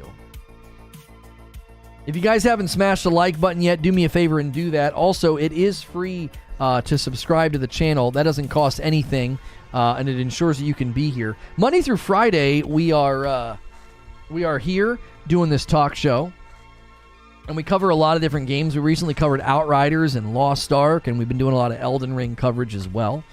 Alarian says, appreciate you being so quick to engage with everyone in chat. Awesome discussion. Lono, MMO, Econ 101, though 401, stream froze in Steam for free is an awesome value. Thank you. I appreciate that, Alarian. Don't forget about the other ways you can support the stream. If you click the join button or use the join command, you can become a member. You can use my Amazon affiliate link anytime you're going to order anything on Amazon. It doesn't matter. You can just click that link, use the Amazon command. And we've only gotten one order of coffee today, so you can take the Madam Challenge, order some dark roast and some Frickmas blend. This is our coffee, by the way. We buy it, and then my kiddos and my wife ship it to you with thank you notes. One of the reasons people like it so much is our original flavor, comes in a light and a dark roast, is that it has balanced acidity, which makes it very drinkable for cold brew, French press, however you like to prepare it. And then the green bag, the Frickmas blend, is probably our most popular right now. It is limited, so once it's out for this year. Once we're out of stock, that is. It also wouldn't be that hard for crafters to pool their money and rip it off the market if they really wanted to. Monopolizing things is something traders do. Right. Well, I mean,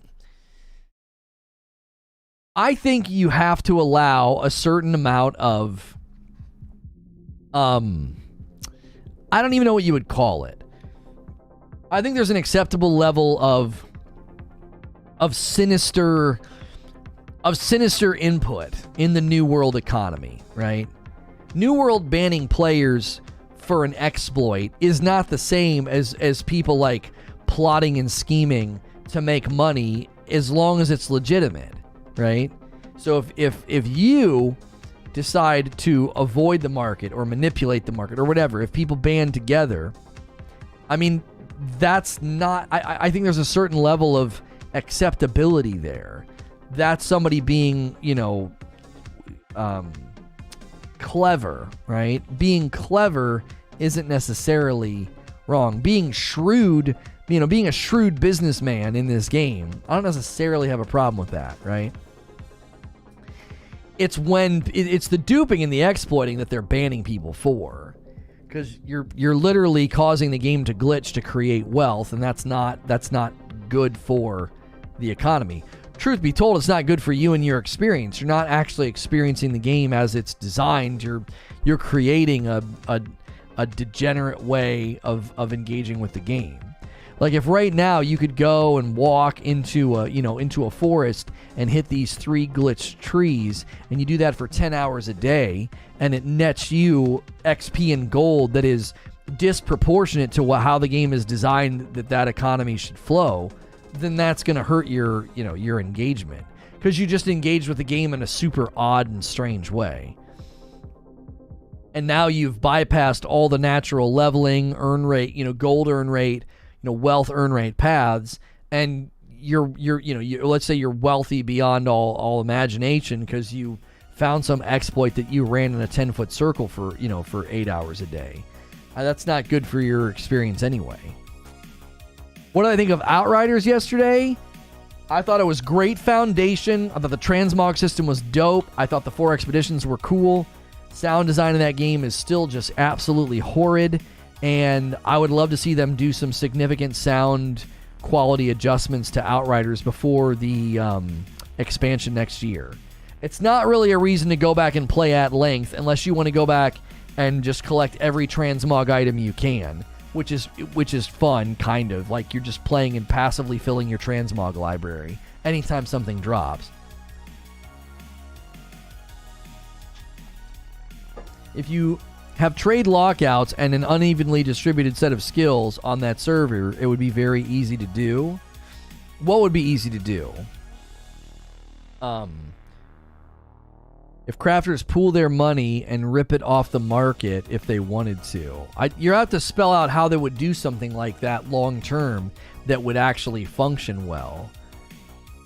You basically want to set it up to where someone feels motivated to just do the normal thing. You would just create the items and shove them into the trade house, right? Something like AFK farm during season, I don't know. Buy orders at high prices. But buying orders at high prices would feed everybody that was putting those items in the economy. It would feed all of them money. How is that a problem? Yo, my man Noel hitting the join button. Another new member for today. Enjoy your dope badge and emotes. You are dope and deserve dope stuff. 3 new members today. Remember, when you're a member to this channel, you get increased access in our Discord. So if you are looking to play games with people, whether it's Halo Infinite, New World, Battlefield, we got all sorts of rooms set up for you guys that are members here on the channels that we put content on. It would make the resource impossible to get artificially inflating the price. Right, but you're not refuting or dealing with anything that I'm saying. People could do that right now, EJ. Like, you see what I'm saying? People could do that right now. Nothing you're saying is not something that's available to do right at this moment. A bunch of really wealthy guys in a server could say, all right, we're going to make a run on, I don't know, some high-value item. And they all pool their money, and then they take it all out. And then they starve the economy of that item for a couple of days. Then what? Try to sell it back at a high dollar amount? I don't know. How did you like Sekiro last week? Do you see yourself playing it as you did with Dark Souls 3? So I was practicing Sekiro last night, and I don't know, man. There are elements of Sekiro that really, I see why Dark Souls fans didn't like it. There's elements of it that I like, and there's elements of it that I don't like. We'll see. I'm just practicing runs on the drunkard right now just to basically create muscle memory of like, okay, how are you supposed to react to the various animations in this game? Because it is so different than Dark Souls. Dark Souls is all about the dodge, and Sekiro is all about the parry. But I can't, the drunkard is just so odd. Like, I feel like it's a bad fight. You run, hit him, run. Run, hit him, run. Run, hit him, run. Run, hit him, run. Just over and over and over again. And then eventually he's low enough health. Like, there doesn't seem to be a way to get good damage on him. It's just a slow tick down. What's good, Abe? Monochrome says, question. I answered the first question. Of course the devs will discover it like in WoW. Those spam messages like buy a full achievement. Yeah. I mean, I don't know. I see the immature people are still not learning their lessons. Cheaters never prosper. Drunkard is a sidestep boss. So he's a sidestep boss. Also weak to fire. Yeah, I discovered that what I should do is I had 10 oil and I jacked up my save because I was low on oil and I went back and rested because I was farming for the spirit stuff. So I jacked my save up. So now I start with 1 oil instead of 10. So hit him with 1 oil, light him on fire. Hit him with 1 oil, light him on fire. Like slowly chisel him down with fire. I also was finding it to be pretty effective to run at him and do that swing attack and then immediately run back. So like I basically bait him to do some of his bigger attacks and I sort of stay out of his hit realm and then I charge in and hit him and back out again. It doesn't make for a particularly enjoyable fight though. I don't know. He's just a big giant meathead that has insane agility and reach. I had to adapt, but once I did, it was fun for me. Yeah. It's like Asmongold said, the MMO player's motto is exploit early and exploit often, because the people who exploit never seem to be hit with the consequences severe enough. He's a boss, you have to break his health, you can't break his posture, which just feels really weird at that stage of the game. Like, you get to that stage in Sekiro, and it's like, why am I suddenly having to do a health chisel instead of a posture break? I don't know. It just feels odd. It feels strange. I mean, today, that's what we're covering. New World banning players. I mean, they're swinging the ban hammer. You know what I'm saying? Like, another New World exploit shows up, and they start, they're starting to hammer people for it. If you're going to do a New World exploit, you have to know the risk that you're taking. The most common seems to be New World duping. Duping seems to be like the number one, issue with the game, is that no matter what they do, duping just keeps rearing its head. Is the wealth transfer fixed? Manny, it is fixed, ... for now. I was standing in my town this morning, and a guy was running around saying that there's a new one and that wealth transfers will probably be disabled again today. Aren't most of the bans they handed out like 24-hour temp bans? No. So this is what they said on their forums. They said, together for these exploits, we have permanently banned over 1,200 players, removing their items from the economy. Okay. Then further down, they said that we have permanently banned an additional 460 players from either the original trade or newer housing exploits. So they anybody that got banned for this, the 1,200 initial and the 460 later, they've all been permanently banned. Somewhere around Genichiro, it all clicks. The early part of Sekiro is really tough, harder than most other parts of Souls games. Well, and Sekiro loves to poke you in the eye. Because it's like, I just want to go back and fight the drunkard, but I can't. I have to kill or run past 7 dudes. Then I got to fight 9 more just to get to them. I don't know. Oh, nice. 16 to 1,700 perma bans. That's pretty big. For this game, I thought more people were exploiting. Like, New World exploits are everywhere. And I was like, man, I don't know. That seems like a low number to me. From what I've seen, Sekiro is way more punishing. Yeah. John always says 1,200 seems awfully low. There must be at least 1 duper per server. Yeah, but 1 duper per server, there's not 1,200 servers, homie. Listen. I don't think it's low if you consider the premise that I've been acting on and arguing from for the past couple of weeks. If I'm correct, and most of the people playing this game are more mid lane and casual, then that makes sense of why so few people are doing it. The more hardcore players, as Asmongold said, exploit early and exploit often. Well, okay. Traditional MMO fans are going to do that. They're going to find the exploits. They're going to find the weaknesses, the weak spots, the glitches, and whatever. And when they do that, then they're going to be the ones that get caught. And they are likely in the minority. And since they're in the minority, that's why there haven't been as many bans. I'm going to finish NG1 today and start NG2. Jiminy Christmas. So you really like that game. I don't know. It's gonna have to grow on me. Because currently when I play Sekiro, I don't know. I feel like a lot of the game is frustrating me coming off of Dark Souls 3, and so I'm sympathizing with the Dark Souls fans that didn't like it. I'm like, I don't know about all this. This is rough. This is rough. This is a little irritating.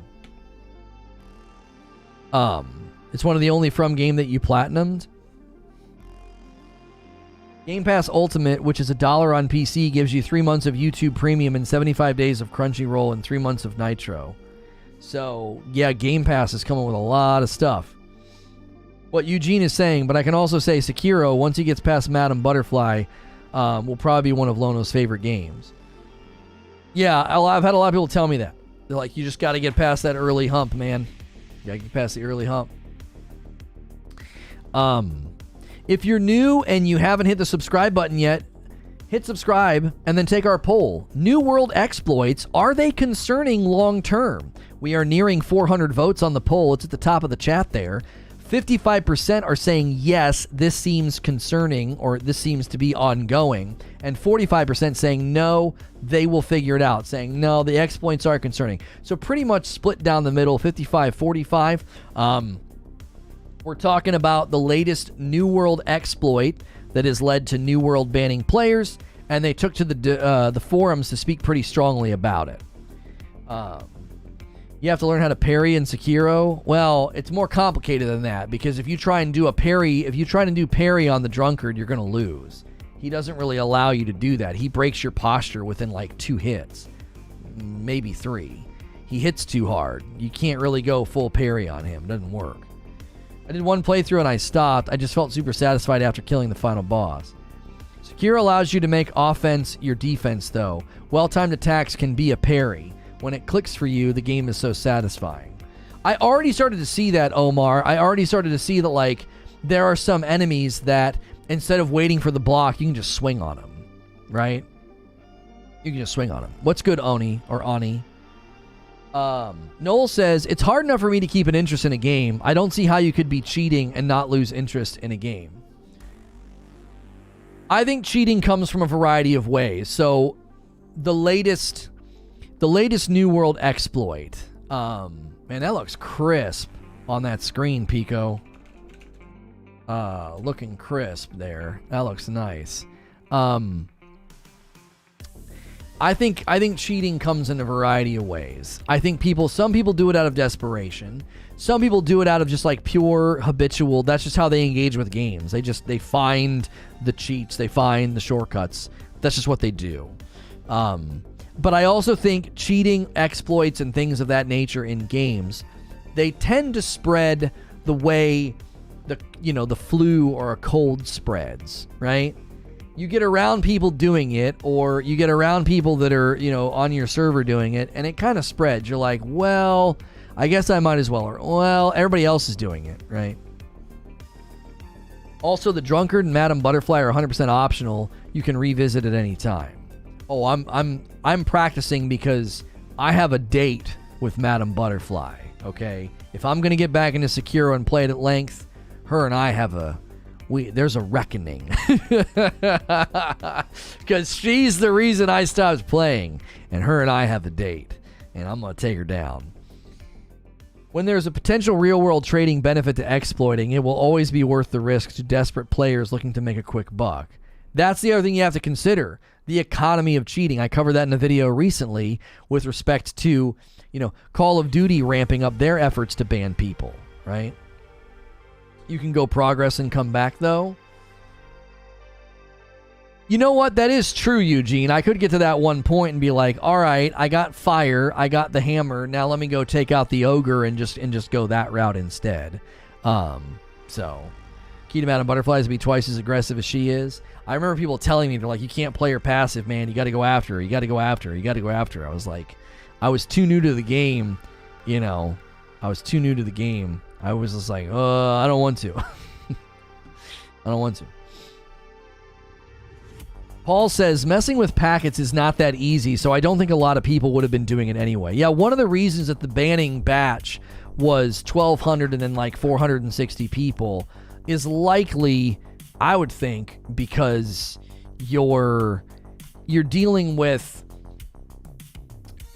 people that have to be slightly sophisticated in the realm of like how to do something like that, right? Once you have the flame tool, go to the ogre. Okay.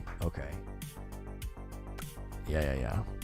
I'm happy to have people kind of guide me through that game. I mean, obviously, I'm giving you guff about using wikis, but it definitely makes those games a whole lot more enjoyable when somebody's like, dude, no, go back, take a right, get this thing. There you go. That would be better. You know what I mean?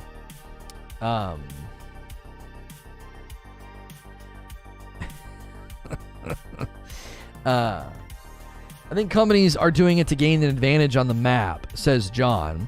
We had one company declare war after war after war, and we have no idea how they're financing it. Huh. Do they have other territories that could be really profitable for them? You know what I'm saying? They could have like a workhorse territory that's generating enough cash. I don't know. That's been something people have become, pretty vocal about. They've said that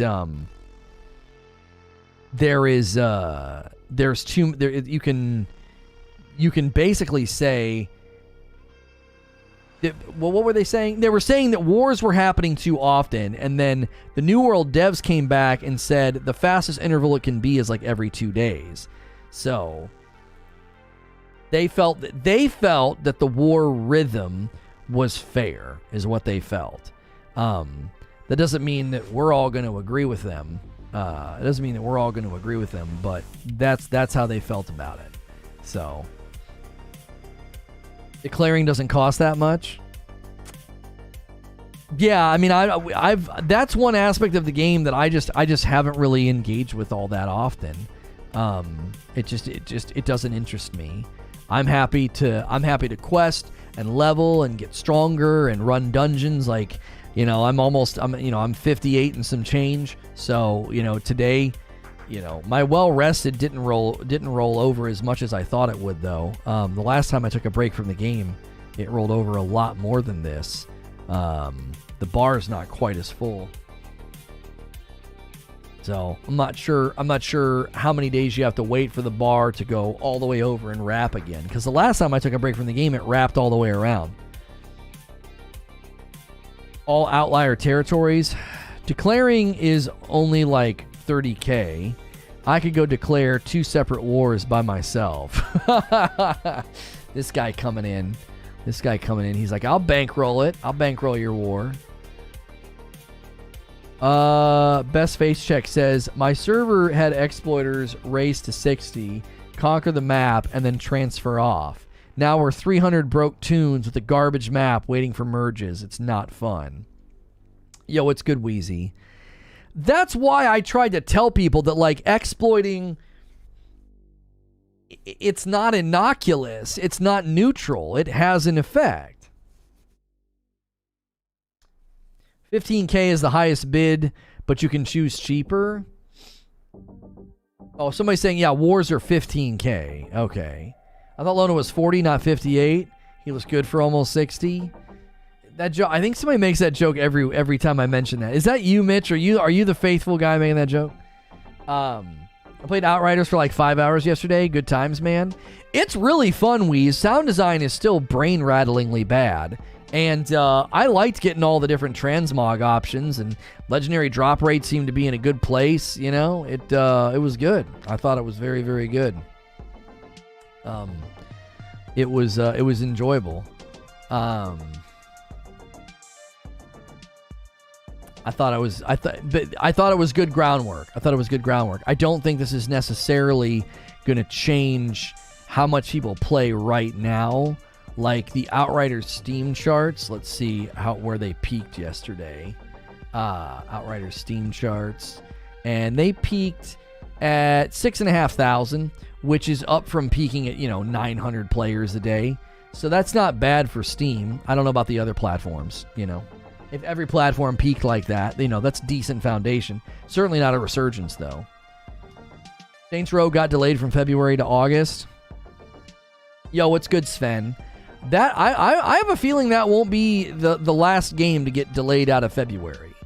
I think anybody who is of a slightly smaller size is going to get delayed out of February because they're not going to want to compete with Horizon Forbidden West, Elden Ring, and like Witch Queen. I wouldn't be surprised if, what's that game? Tifu? Or is it Sifu? I wouldn't be surprised if it gets delayed out of February just because it's just too, that the month is too dense. It's just super dense right now. It's like when you eat a chocolate cake that like is so dense you need to drink a milk after like every bite. You know what I'm saying? February is so jam-packed full. What's up? Late arrival to work and lurk. Thank you, Jimiford, for being here. Appreciate seeing you there. Is it Shifu? No, not Tifu. Yeah. Not Turner. It's yeah, that's, I think it's Shifu. Anyone who isn't from Bungie or Gorilla needs to delay out of February. Yeah. Sifu. S-I-F-U. That's right. That's right. That's what it is. That's it. That's it.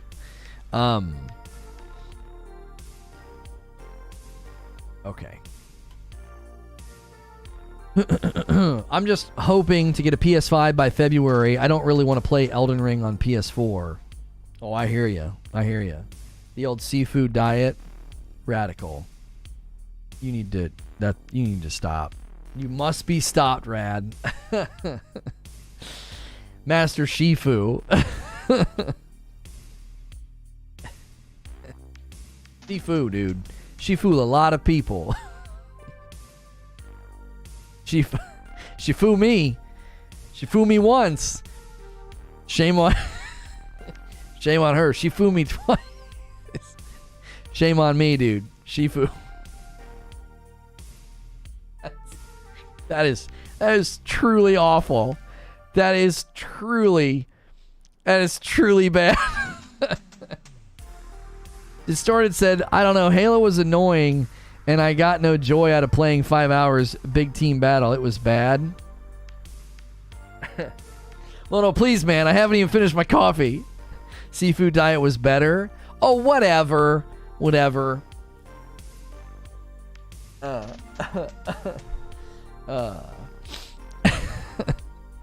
Nothing but power weapons and vehicles.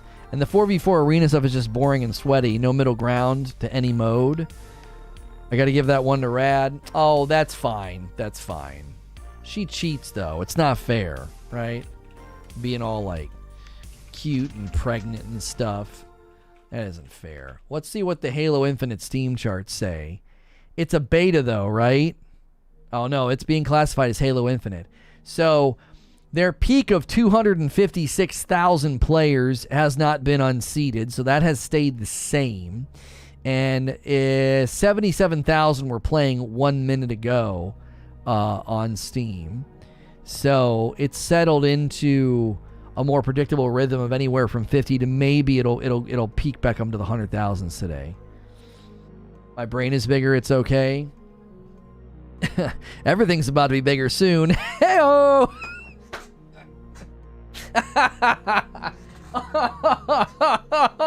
Don't tell Madam on me.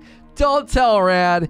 That was fair. That was totally fair. That is allowed. We are friends, and you're great. And I complimented your eyebrows the other day. That's totally fair. I think that was that was a fair shot. That was a fair shot. That was a fair shot, right? Oh my gosh. You're realizing what I realized 20 years ago, says Eugene.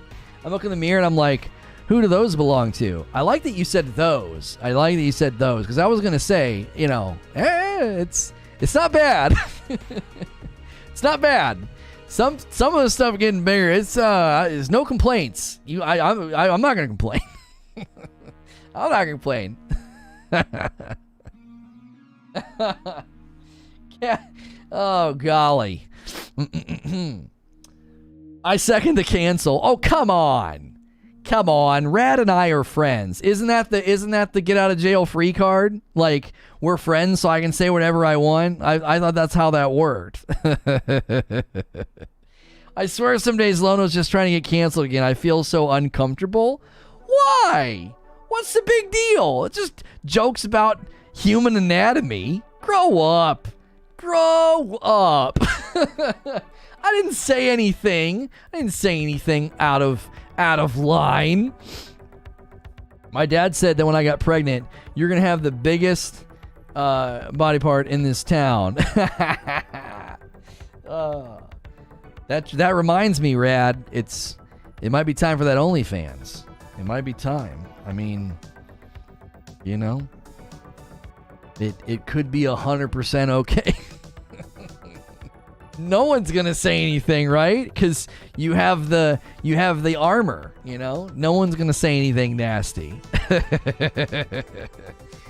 It's kind of funny. My diehard Halo fans were giving me grief over finding ranked fun, and now they don't want to play big team battle or quick play. Oh, I'm making you feel uncomfortable, Abe. It's fine to fire up that it's time to fire up that twit locker. Abe, I hate to break it to you, but I don't know if you realize this or not. You're a man. So no one cares if you're uncomfortable. You got a lot working against you, my friend. The culture's gonna say, dude, shut up. No one cares that you're uncomfortable. Who the frick cares? I've had some peeps online have said some things about me that would make me a lot of money. Yeah. Eugene says, I care, Abe. But a black man, they don't give... That's what I'm saying, Abe. Come on, bro. Yeah. Oh, really, Wheeze? Really? Okay. All right. Let's do a social experiment, Wheezy, and let's see how many people care about whether or not you guys feel uncomfortable. Let's see. Because there's a lot of really dark and macabre jokes I could make right now. But I'm not going to, because I like my YouTube channels. But I have a feeling that the culture doesn't really care if you're uncomfortable. We have definitive proof of this. Do we not? Do we not? People will care in February. That's right. That's right. Look out 2 years from now. You're done again. Oh, come on, Rad. All I gotta say is for the culture.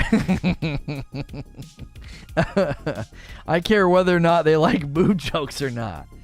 Oh my gosh. Lono getting canceled. I've already seen that episode. Nothing but reruns on YouTube. That's right. That's right. Holy Toledo. That's why Rad hasn't sent me any of the Kratos cosplay stuff yet. She was waiting for this moment. She wanted it to be... I mean, if we look at Kratos, you know, she needed to upgrade a little bit if she was going to be Kratos. Give me 30 years and I'll look like the Thor in Ragnarok. The big barrel version of Thor. He looks like a freaking keg. He looks like a keg of man. He does not look like a thin, strong dude. He looks like he's got that dad. He's got the dad bod plus some. Sven says, Wheeze, get me into the cookout. You don't get into the cookout by asking, Sven. That's like the first rule. That's like the first rule, bro. Pregnant Kratos. Yeah, that works. I think it works, Rad.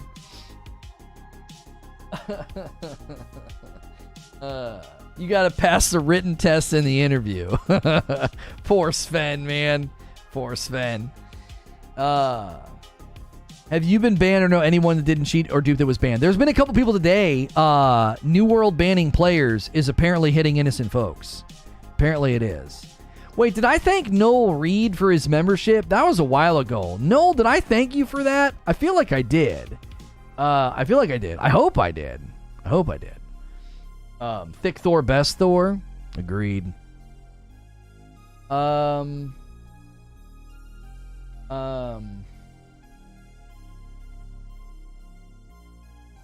Yeah, that's fine. That's fine, Creature, for that tooltip in the video. That's fine. Some of the accusations against you reminded me of the Family Guy episode where Peter tried to accuse John Travolta of touching him. The judge goes, not only do we have proof that you never knew John Travolta, but we have evidence you weren't even in the same state as him at the time. Yeah, like somebody saying they were at a Twitch party with me and I wasn't at the party that they're... Yeah, that's my favorite. Wasn't even there. I was snug, probably sleeping in my bed at the time. No, I'm not watching the Spider-Man trailer on purpose. You read it? Okay, thank you, Noel. I couldn't remember if I did or not. I saw it on my dashboard and freaked out. The only people I know who got banned was for killing a dungeon boss over and over, and they got a 24-hour. I'm seeing people on the forums that are like, hey, I got permabanned and I didn't do anything. I'm seeing it. Right? I'm seeing it. People pay quite a bit for things and stuff. They do. They do, Butters. But that doesn't mean that people want that to be seen.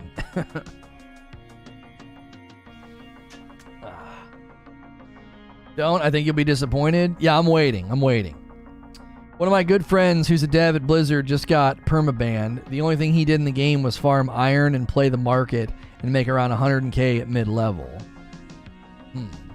Hey, that's not Milky. No, it's somebody else. Somebody else with that name. Myself and my friend were banned. It's a long day. We did nothing wrong. We just wanted to play after work. I want cheaters banned. We appealed the bans and haven't gotten a response yet. Yeah. See what I'm saying? Rad's like, my husband, the market's my husband. That'd be it. Yeah. He'll be happy. Well, for now he will, and then he'll have to massage your swollen feet, and then that kind of turns everything in another direction. I felt so bad for my wife's feet during her first pregnancy. I mean, it looked like they were gonna pop. I had to massage them every night, and then we discovered that a cold compress would shrink her foot all the way down to normal size. So, little tip. Get a nice freezer, get those nice freezer foot wrap things. Makes a huge difference. Outside of New World, a lot of these online games are getting sloppy with swinging the ban hammer. Look at Apex, for example. I'm not seeing anything about Apex. He's been great. He's an ideal husband to a pregnant lassie. Yeah. It's tough because you want to help, but you're like, I don't have any idea. I don't have any idea what's going on. Late checking in tonight. What's shaking? Yo, what's good, Derek? Lono was very thankful for those foot wraps, sounds like. I mean, I will literally smell the lotion that we use. It was like a coconut lime lotion. I smell that lotion and it takes me back to my hands cramping up. Because it was the only way to give her some relief before bed. It's just rubbing the snot out of her feet. Just absolutely. And my thumbs and hands would cramp up. It was rough.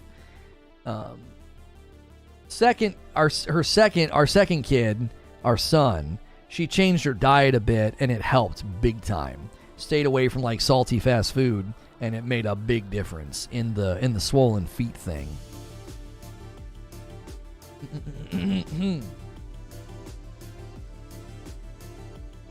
I think and wish the community could come together and require Amazon to do more in terms of customer service. The problem is people automatically assume because someone got banned, they cheated. Oh, I don't assume you cheated. There's been plenty of people. There was a guy on the forums and there was a guy on Reddit who got it overturned and they were like, we are so sorry about this. And it took them forever to get a response. A lot of people have been banned wrongfully. I wonder if they will just let people remain banned or do some kind of ban withdrawal. I mean, I've never been banned from a game in my life, right?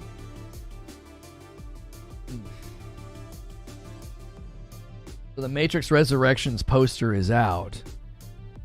Wait, did they get Lawrence Fishburne? It looks like he slimmed down a bit for the role. I've been paying attention to my diet. I'm not perfect, but I've been making an effort to not go hard on junk, which I could totally do. I think for her it was the salty stuff because fast food has so much salt and sodium in it. That's what, when she cut that the second time around, it really helped with the swelling. That's not Lawrence Fishburne. Yeah, who is that? It's super small on my monitor, so all I saw was the suit and the bald head. They recast him? What? Why? Just don't have him in the movie. A different actor playing Morpheus? Cool. I officially don't like it. I officially don't like the movie. I already don't like it. It's a younger version? Oh, brother. It's Abdul Yahya Mateen. I mean, in Discord, it's a Twitter embed, so all I saw was his colorful jacket and a bald head and the glasses. I can't see him. Movie's gonna be a stinker. Yeah, I feel like they're just trying to cash in on Keanu. It's a Keanu cash grab, if you ask me. Keanu is just such a hot ticket right now. He's just such a hot ticket. They aren't calling him Morpheus. There are story reasons they're using a different actor. Well, at least they'll have a reason. Hopefully they have a reason then. Because I feel like he was such a central piece.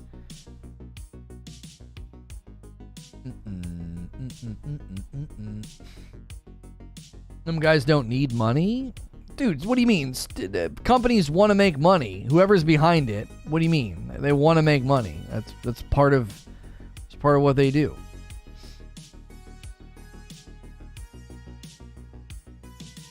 I don't want to believe Keanu would have signed on for a cash grab unless it was actually good.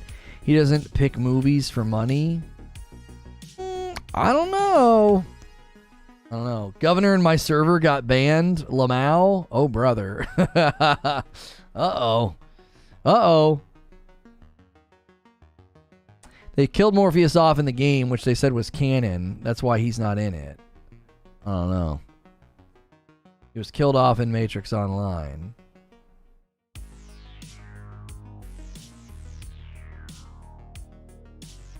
Huh. One word, Cyberpunk. Yeah, Keanu didn't have any idea how bad Cyberpunk was. It looks like he just walked off the set of John Wick to do a couple of shots. Wouldn't be shocked if isn't in it that much. That would be kind of weird. You know how much money they probably had to pay him to be in it, and then he wouldn't be in it that much? The Cyberpunk story is great. I mean, if he only saw the script for Cyberpunk, yeah, he probably thought it looked pretty good. I don't know. Did you guys see Cyberpunk got nominated for a video game award?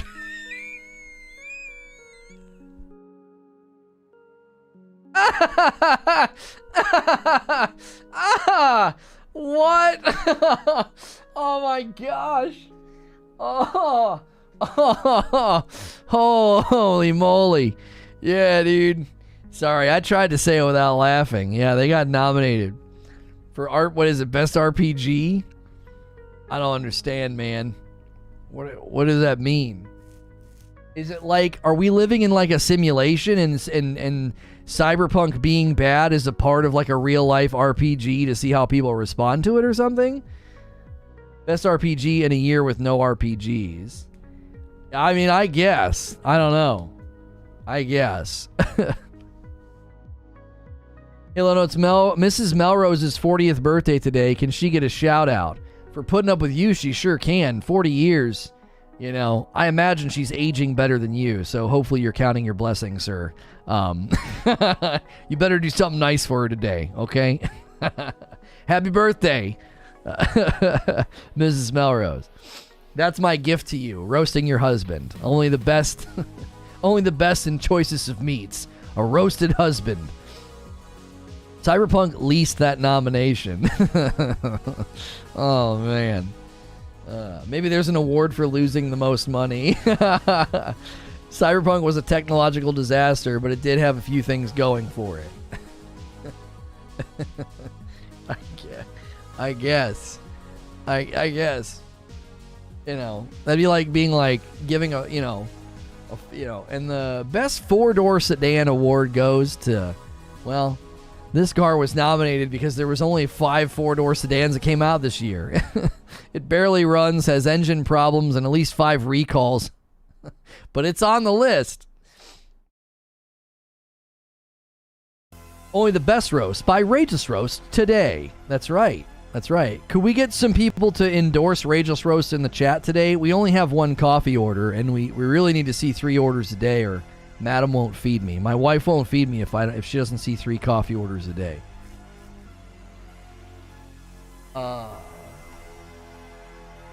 Ferryman says, Jake, list them, please. I mean, listen, I'll list things that they had going for it. I think graphically, Cyberpunk is very good. I think character design in the game is very, very good. I think they created an internal system of like leveling an RPG that was good. It just kind of doesn't matter.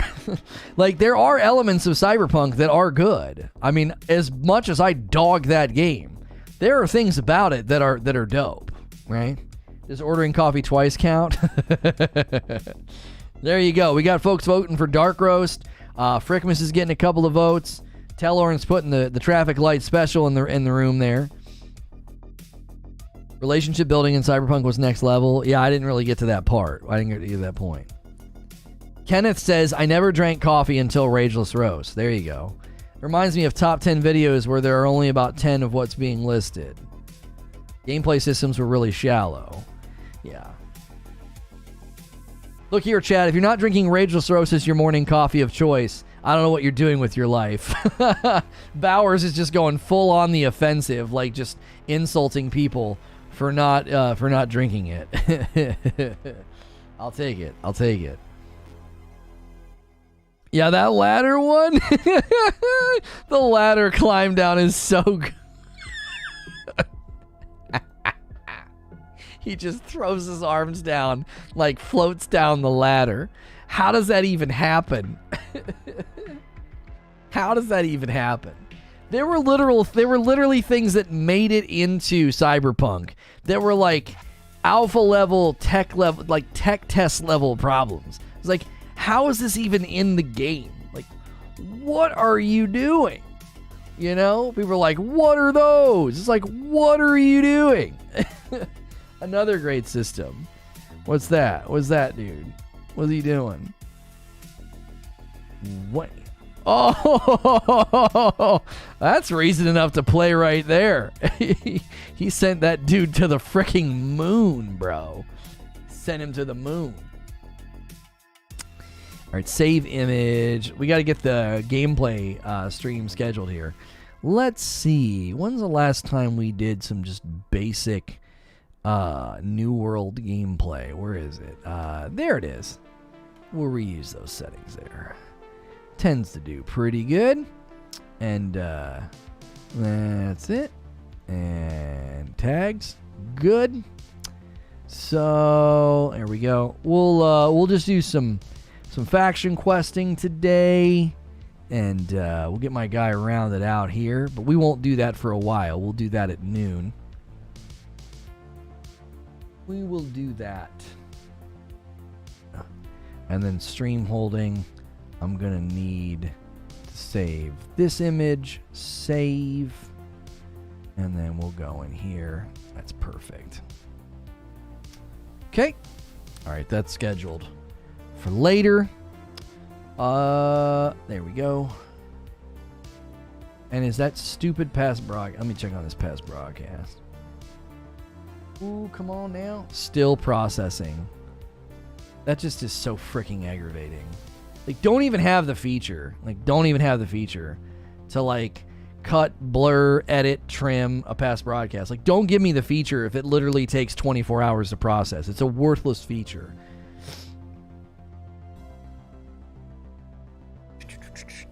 Love the background stream. Stay strong. Oh, thank you, Scott. I appreciate that.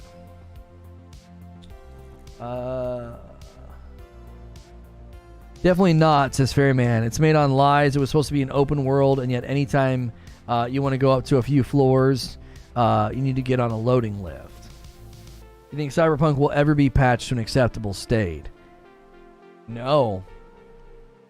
No, I don't think so. No. I think too much of what's wrong with Cyberpunk is just baked into the crust of the game. I'm serious. I don't think you can fix what's wrong with that game. I don't think it's possible. I really truly don't.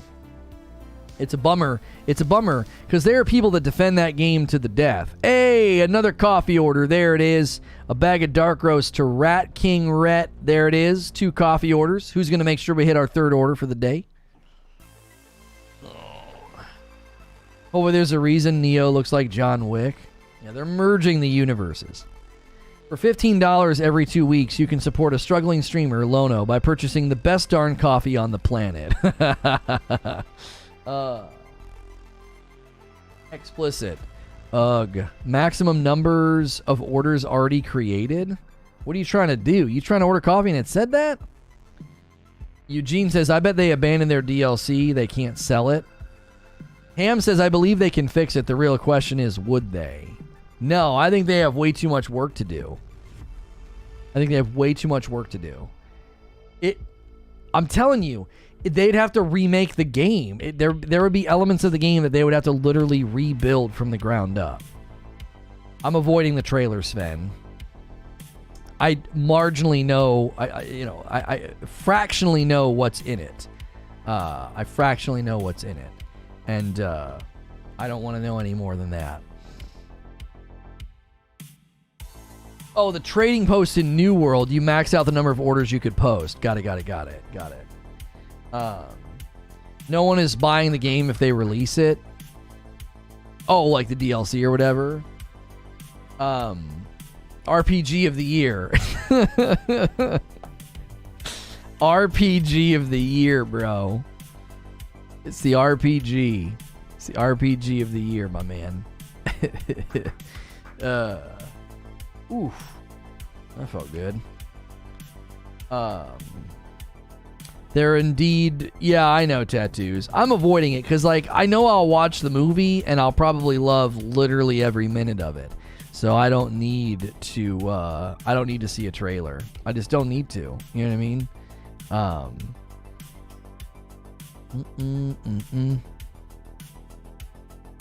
Like, I've watched some of these trailers recently, and it's just like I see way too much, right?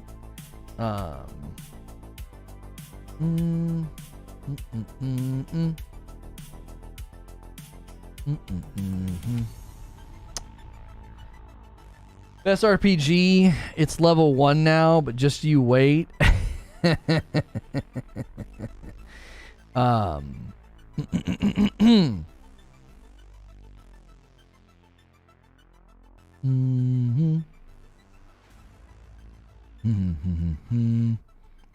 Man, all this nonsense with that excuse me, the stream labels or whatever. Jiminy Christmas. Have you watched the new Dexter? No, I have not gotten a chance to watch it. No. Hang on. Okay. Really poor game. Cyberpunk. Holy smoke. Oh, I already read that. They're dropping Cyberpunk. The update to the timeline is stagnant. Huh. Can't be a true member of Team Punch a Goose if you're not drinking a Rageless Rose. That's correct. That's correct. Yeah. You can't. It's not possible.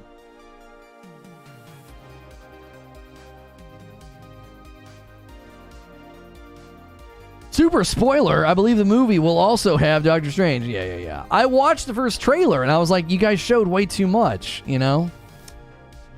D-Flow says, I never played Cyberpunk on console, only on PC, and all I ever saw was one droopy tree.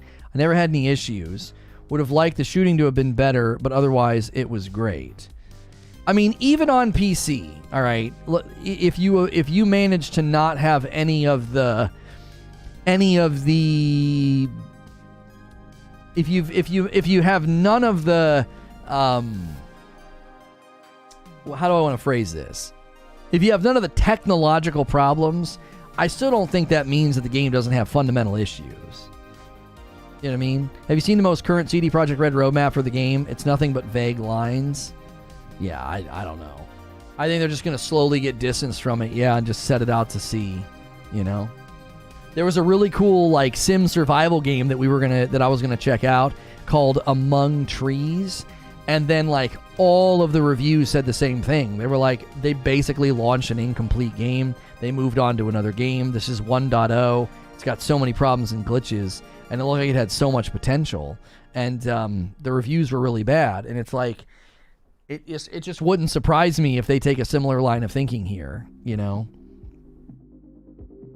Wouldn't surprise me.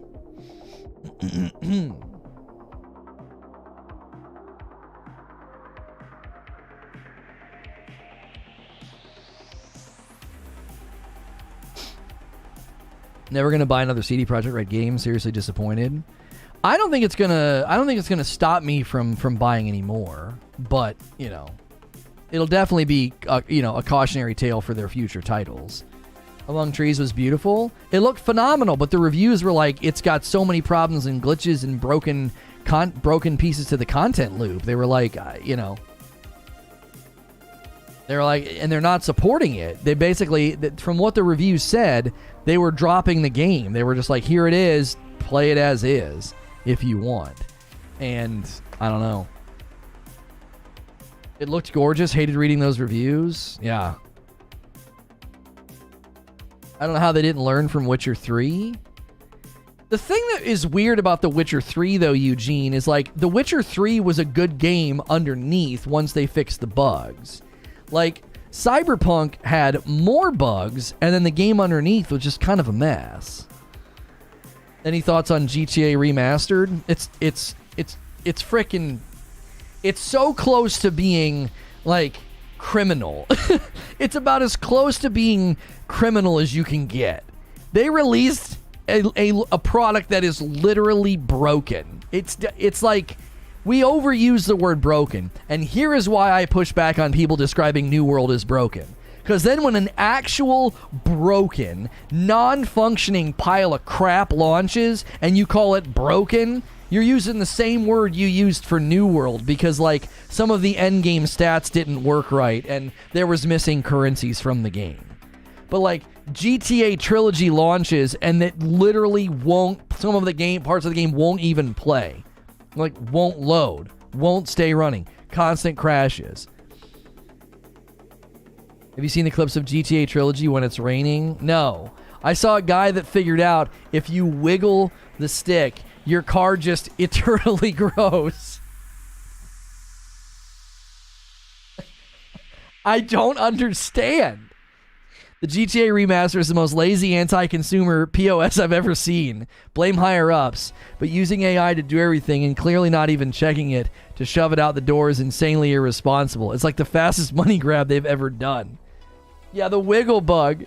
The wiggle bug, bro. The growing car. I was like, we can go further. Keep going. Keep going, bro. I want the game. I want the game to literally just be a car. The car gets so large that that's literally the game. Just the whole game is filled with this car, dude. You've not seen it? Oh, if they wiggle the joystick, the car just gets it just grows. It's like a shrinky dink. It just keeps getting bigger and bigger and bigger. It's like, what is this?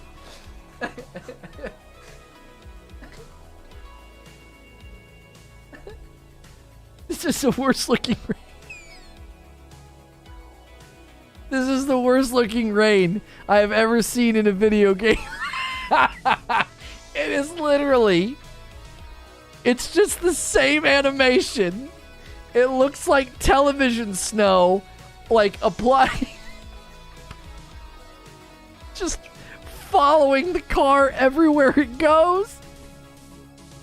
How?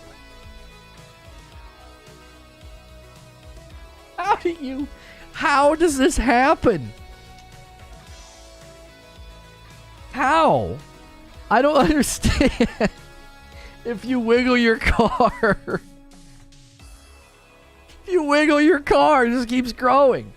I feel like the game models came straight out of those Mafia City ads. Can you show it?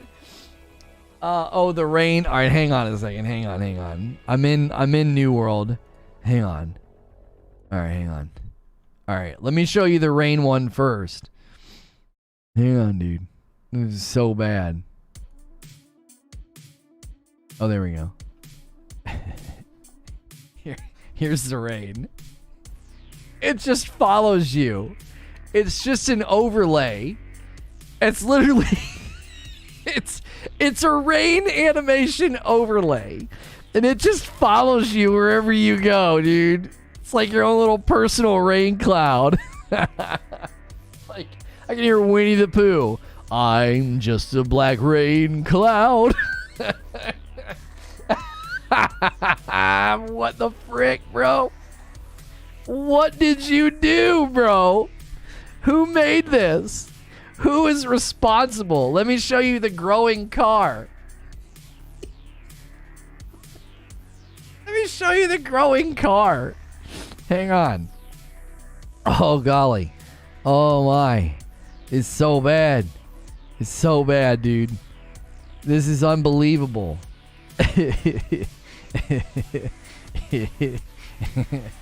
So if he wiggles the car, I want you to watch this now. I want you to watch this. It's getting bigger. Oh Lord, it's growing, chat. Look.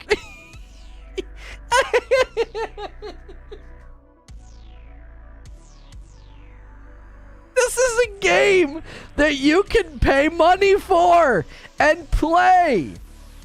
This is so bad. It doesn't even make any sense. How?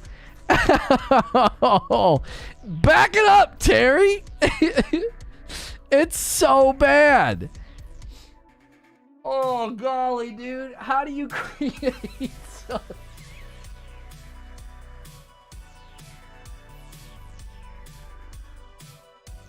What are these screenshots, bro?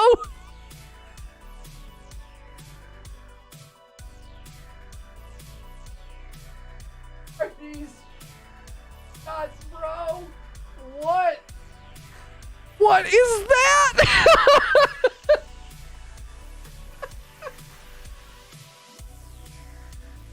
What is that?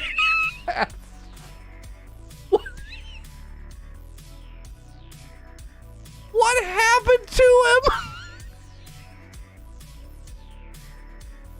It's like they got halfway shoving him through something.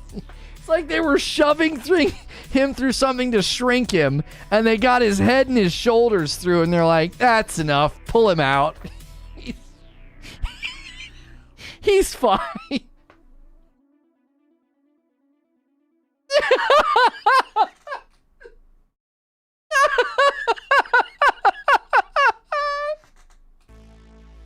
How is this guy not dead? What's happening? What happened to his neck? Like he got stepped on by a car. Oh, yeah, man.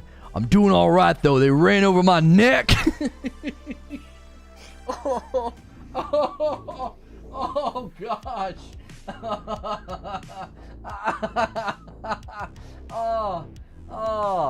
It's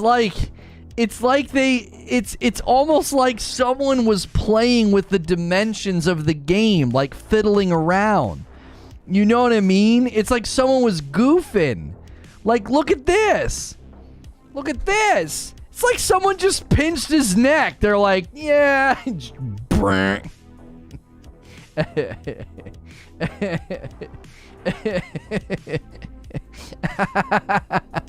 What? And why? What? Where are his eyeballs?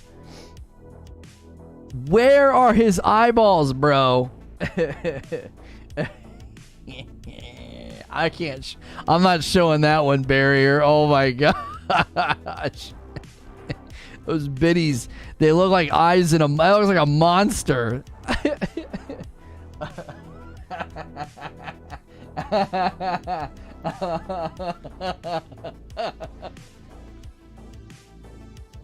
Hang on. Hang on. This one's it. This is the one. No, no, no, no, no. No, no, no, no, no, no, no, no. Where is it? Where is it? Where's the new one? Come on. What's the new one's title? It ends in QM. Oh, here it is. Here it is. This is the. This is it. This is it, Chad.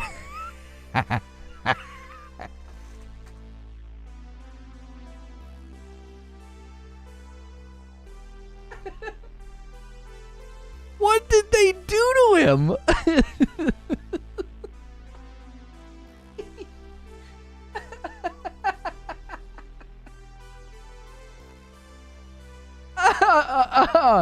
Oh, hang on a minute. I got another one. These are so bad.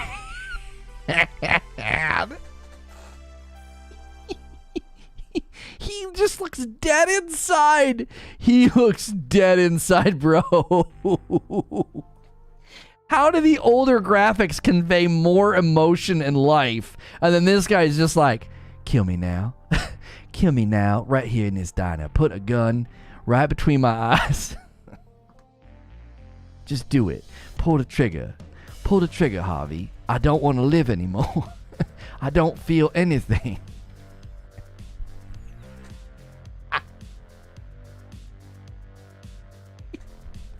This guy has scurvy. This guy has scurvy, bro. That's a woman. That's CJ's girlfriend. What did they do?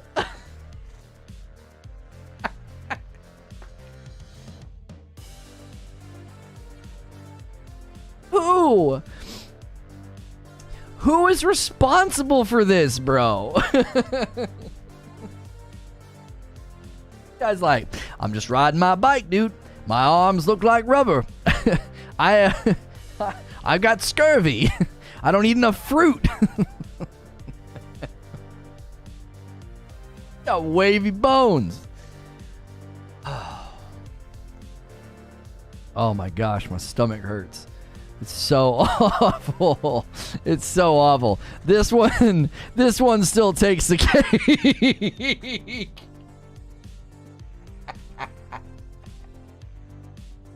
This one.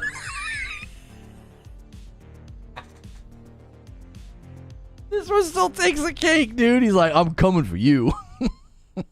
And why are his fingernails so white? They're like glowing.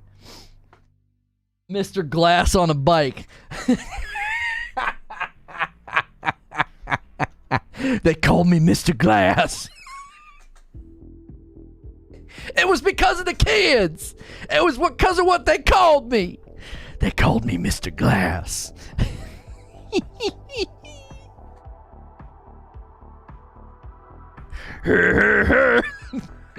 This guy right here. They put a Fat Albert mod in the game, dude.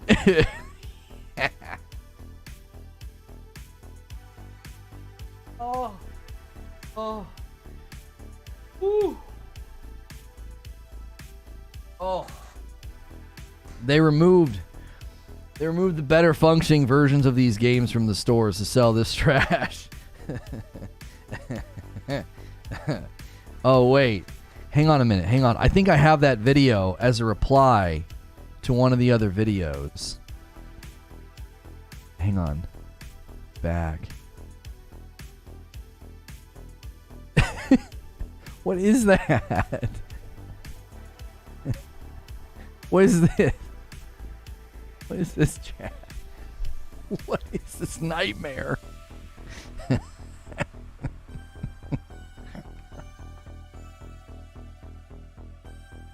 What is happening? Oh. It's Long Neck from The Land Before Time.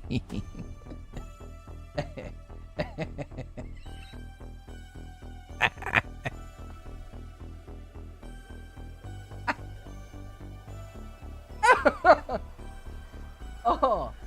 Oh. It's like a horror game. He's like...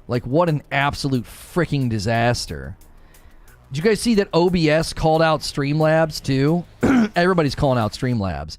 So OBS Project says Streamlabs was asked not to use the OBS name for their SLOBS software, SLOBS software, after a separate live streaming service pointed out similarities in the Streamlabs studio and their Lightstream product. So basically, Streamlabs has just been copying. They did the same thing to Elgato. They used the term Stream Deck for their mobile stream controlling software. So Streamlabs is getting like taken to the cleaners. B Theft Auto. Yeah, it's kind of what it looks like, doesn't it? It's friggin' terrible. It's so bad. What they do, it's not new. I know, it's to me, you know what I honestly thought of, Creature, last night? You know what I honestly thought of? I thought, this is the curtain on the streaming industry getting pulled back just a little bit further, right? You think all these companies and all these streamers are so good and so generous and so pure. No, this industry is absolutely ruthless and cutthroat from the bottom to the top. The curtain's just getting pulled back a little bit more. You know, it was all fine and dandy in the heyday of like Purple and all this stuff that's been going on, but you're just continuing to see company after company and person after person get shown for what they are. Somebody sent me a great video last night about you guys should all go and sub to a channel called Friday Night Arcade. You should. Guy makes great content, and the video was just so eye-opening. I was like, wow, this is... And the video got published on the guy's channel literally the night everything happened with me. Oh man, it's great. It's great. Do a little research into Friday Night Arcade. Another situation where streamers just showing their true colors. Friday Night Arcade is great. You should support that channel and support that guy. His videos are dope. The video came out like last year, and he had like, I don't know, I think 34K subs, and he's recently gotten 50K subs. So good for Friday Night Arcade. Good for them.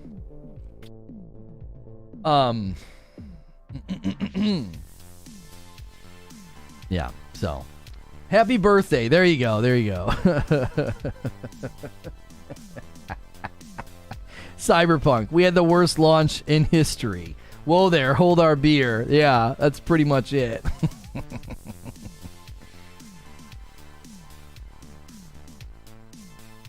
I'm going to make a channel called I Said I Could Pay My Bill, but... Yeah.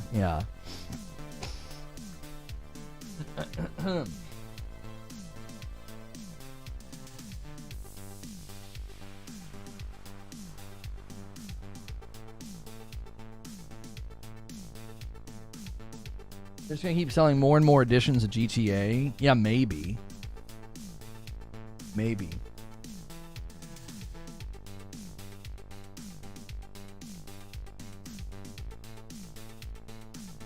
Dangers of open source? Right.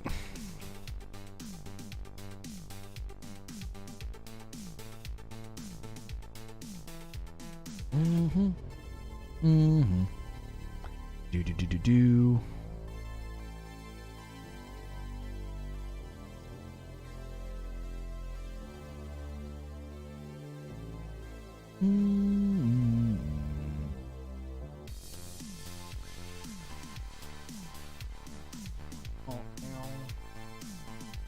Which of these are we running today? Oh, I didn't even see...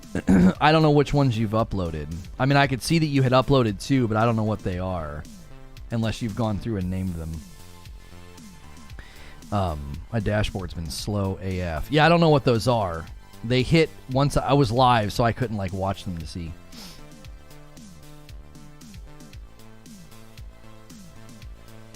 You're both ready to hand the YouTube one?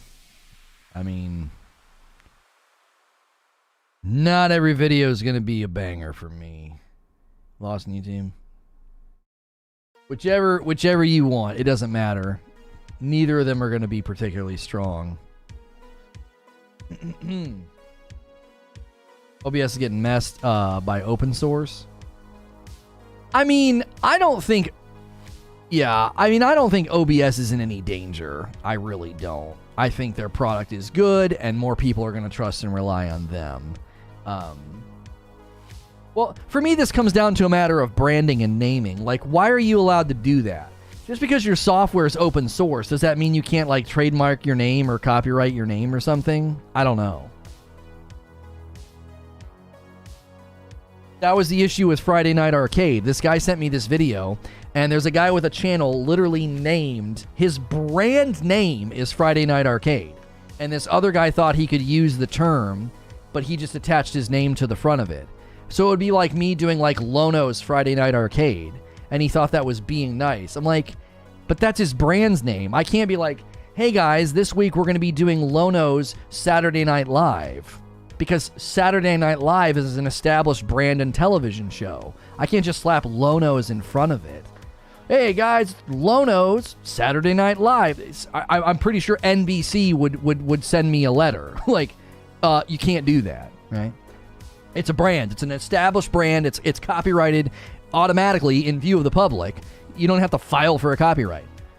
So in this situation with OBS, I'm like, I don't understand. They just slapped Streamlabs in front of it. Streamlabs OBS? Why? Doesn't the name have an automatic intellectual property protection? Just because it's open source, it doesn't have intellectual property rights? That doesn't make any sense to me. Thanks for the great laughs this morning, says Kenneth. Days like today are why I'm reminded I'm happy to support you. I appreciate that, Kenneth. Thank you. OBS didn't trademark. You don't have to trademark a brand, though, Eugene. If I launched a channel tomorrow and I called it Rageless Roast Reviews, and you started a channel called Eugene's Rageless Roast Reviews like a year later, I would talk to YouTube and be like, he can't do that. He's taking my established brand name, which has been in view of the public long enough to be then protected by copyright. OBS doesn't have the funds to fight him. Such garbage. That's such garbage. GTA Trilogy. That is messed up. Who's OBS gonna talk to? You get auto trademark. Registration just makes enforcement easier, says Zubair. Right. So, in the case of the Friday Night Arcade thing, it's like, you're not being nice. You're not abiding by, like, basic acknowledgement of an established copyright. Like, it's in view of the public. It's theirs. Now, you can go file for it, sure, and then it's easier to enforce, but, like, you shouldn't have to. I've worked and lurked since Menagerie. Love your channel. Thank you, Noel. So yeah, OBS would have had to, like, actually contact a lawyer. I don't understand why OBS didn't fork out enough money to get a lawyer to just send a cease and desist. Streamlabs would have been rattled enough to be like, yo, okay, we'll call it something else. You know what I mean? Streamlabs Streaming Suite or something. I don't know. You have YouTube as a third party to intervene. Who does OBS have? Right, but it doesn't, I don't know. It didn't cost me that much. It was not fun to spend, you know, around $3,000 to $5,000 after it was all said and done. If you do not register your trademark, you will have legal rights only within the geographic areas where you operate. This means you may be able to stop a subsequent user of the mark, even if it's a bigger company, from using the mark in your geographic area only. You can claim trademark rights in your unregistered trademark as long as it is distinctive and identifies or distinguishes your products or services. A trade name for your business is not the same as an unregistered trademark and is not given the same protections under federal trademark law. Really? That is interesting.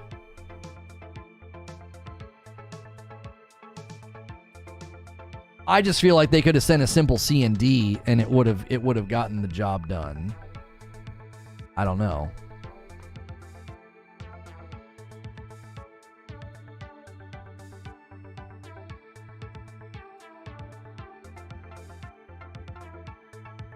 Not exactly a unique and identified name, open broadcast software. Right. It's just unfortunate, you know? It's unfortunate. But it just goes to show you, like, that's the way this industry runs. You got dudes making content and taking some other guy's name and being like, you know, oh, he can frick off. I don't care. I'm going to use it, right? Funny enough, he didn't. He stopped because he more than likely got directed by somebody more intelligent than him. That, like, that's not the way it works, bro. Like, YouTube will come for you. You can't do that. That'd be like me doing like pick the biggest channel you could think of, like Lono's PewDiePie. Do you know what I'm saying? Like, you can't do that. Yeah, guys, I'm starting a new podcast. It's called Lono's Epic Loot Radio. It's gonna be great. Like, you can't do that. Smack your name in front of it. Streamlabs, OBS. What?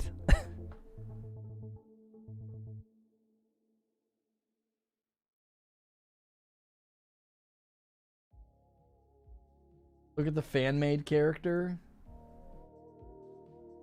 Bados Pedspack, modded original. Dadgum, man. Look at the work. Look at that work. That's good. That's good work by a fan. PewDiePie is also trademarked. Oh, by now I'm sure it is. Yeah, he had the intelligence to do that. Sure. I was being cheeky, obviously. Like, if there's some other big channel that had failed to do that, you can't just start saying, well, I'm gonna just throw my name in front of it. Why would you want to use someone else's name, especially for a business? Well, in this case, it was an accident, and it got brought to his attention, and he was just very unkind about it. Like, and also ignorant, not understanding that, like, if it's in this person's established brand's name, you can't just slap your name in front of it. That's why I gave the example of Saturday Night Live. I can't just slap Lono's Saturday Night Live. I can't do that because it's an established brand's name. Now, obviously, NBC's paid for the trademark, and they'd very easily shut me down. But the guy was on YouTube, reaching out to somebody else, putting videos on YouTube, and he was like, you're going to jack up all the SEO and brand cohesion that I have. People are going to get confused because you're literally using my brand's name. And so in Streamlabs OBS said the same thing. They said, we literally had people that were frustrated with Streamlabs OBS reach out to our tech support, and we couldn't help them. Because it was brand confusing. People thought they had OBS when they had Streamlabs OBS, right? Wouldn't you Google around a bit, though? I mean, when the pattern of behavior is you can do whatever you want and flex your power, no. A lot of people don't think they have to. Or they just don't care. You know what I mean? Like, whenever I did anything, I always went and researched the name. Always. I went and researched the name. Obviously, Rageous Roundtable, I didn't have to worry. Rageous Roast, I didn't have to worry. Say No to Rage, I researched that at the time. When I started doing Stream Stop or Unfiltered Contrast, Split Screen was generic enough that no one was really using it. And even if they were, it was like, it's a terminology in video games. You can't really claim that. That's different. Now, if I would have gone like Split Screen Casting Desk, that's different. Somebody else tries to do split screen casting desk, I'd be like, well, now hang on a second, right? Can't do that.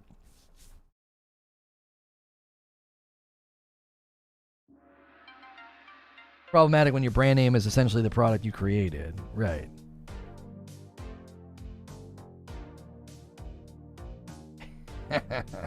Doom got a rain mod. There you go. It'd be like making a car, calling your company car, and being mad that other car manufacturers are calling theirs cars. Yeah, I mean, I see where you're coming from, Eugene. I do. But OBS politely asked them to not do it. They were like, please don't do that. Like, call it something else. You're using our source code and changing the paint on it. So, open broadcasting software, while it is generic, it is their brand. They have a logo. Like, you know what I mean? So,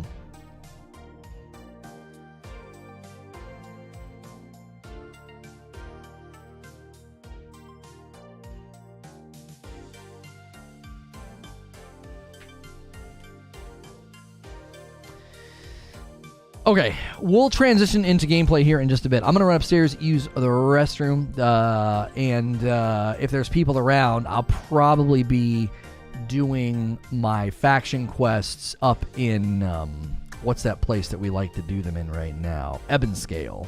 I'll be doing some of that. I'll be doing some of that today to round out my character, and unless anything major happens with New World tomorrow, we may pivot to some other topic tomorrow. I don't know. The Video Game Awards was pretty hot today. We maybe should have led with that. It might have been good. It might have been good. And I would have been pretty strong about, like, you know, video game awards, like Returnal was robbed, and just go full rant mode about what I think. I don't know. We may kick that to tomorrow. I have not given you guys my first impressions of the Outriders stuff, so maybe there's an opportunity for that. I'm not really sure yet. But I am thankful for the great support for all the variety. Make sure you guys are hitting the like button, taking the poll. Make sure you're going through your daily rituals to help these videos. We greatly appreciate it very, very much. There's auto protection, but generic names are hard to protect. Yeah, I mean, it sucks that, a simple, couple-hour meeting with a lawyer might have saved them a lot of frustration, So,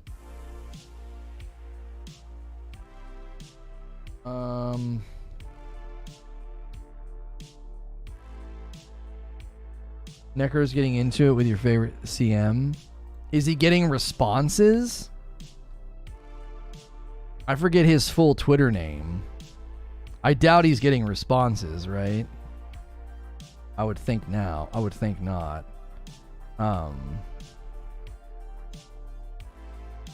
I've seen him take up for me before and say stuff. He got one response.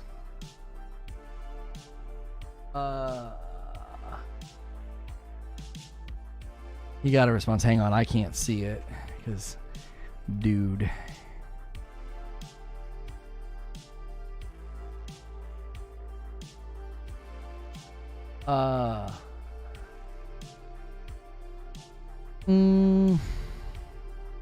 This absurd embarrassing continues to happen throughout this industry to this day. Whether it be entry, senior, or leadership level, this industry needs to stop undervaluing women instead of women and underrepresented communities. Pay them appropriately. Question: pay is based on this, right? Can we set money aside, start asking why any of the aforementioned factors are even part of how they get paid? It's easy to click a couple times and adjust pay. And you stop missing the mark and say what truly needs to be said. Your background, race, orientation is moot when it comes to how much work is paid. Just hire the best of whom comes to you. This is literally how studios became the game for decades. Hires only based on merit, but they all just so happen to be white dudes, a lack of effort to be diverse and inclusive. It became this because of prejudice, those in a position of authority. You're looking for skill, character, convenience. When you push diversity, it starts to look like a quota being filled. Oh, I see what Necro's going in on. Okay, I understand. Yeah, that's a dicey subject because there are cultural... See, the problem is that individual that he's talking with doesn't have the mental fortitude to even fully understand the subject. He just tweets something and, pay them appropriately. You'd have to analyze the societal trends that led to a propensity of white men entering that field of work. Because what that does is it creates a propensity that fuels a meritocracy. So meritocracy is the idea that, like, people are hired, awarded, and recognized based on merit. And when you funnel a propensity into a field, it creates what looks like a prejudice and an unfair trend, when really it is a meritocracy that hasn't been funneled enough of enough different people. Does that make sense? So for years, especially in America, when I grew up, that was the way that it was. There was a clear trend of who was into video games, who had LAN wars, who played these games. And what that does is that impacts and creates a trend of who goes into those fields of study, gets degrees, and becomes hireable. And then that trend affects your, base level programmers, engineers, all the way to your C-suite level employees. So even that company could be running purely as a meritocracy, and they're not fed enough people of diversity to create true representation at the top. So it's not a matter of like that company being like, oh yeah, we've had plenty of applicants and we've only hired these guys. No. There are sociological studies that would have to be done to fully grapple with and understand why there is a propensity within esports and development jobs and C-suite jobs within the Silicon Valley. That those propensities and trends have nothing to do with like white dudes saying no to people that don't look like them. That's such a juvenile and stupid, ignorant understanding of the problem. It's far bigger than that. Like, there's just some big, mean boogeyman in a room somewhere that's like, ha ha ha ha, we only want to hire white men. That's not what's happening. There are cultural and sociological wins that are bringing these things about over decades. And so what happens is a company could purely hire on merit alone. And when the applicants all look the same, what are they supposed to do?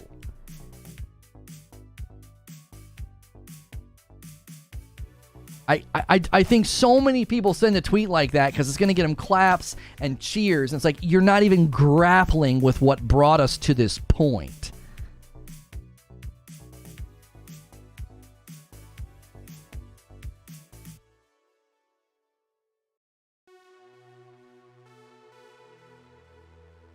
Pay rate alone is about 18 different factors, let alone hiring them. I just, yeah, I don't know. So irritating. I always see those posts and I'm like, it's not as simple as that. Like, we don't have enough, diversity in the C-suite. We don't have enough diversity in esports. We don't have enough diversity in this. And it's like, this is a bigger problem than just like browbeating companies and organizations into checking a quota box. It functions at a society level, at a cultural level, and it's not some marionette.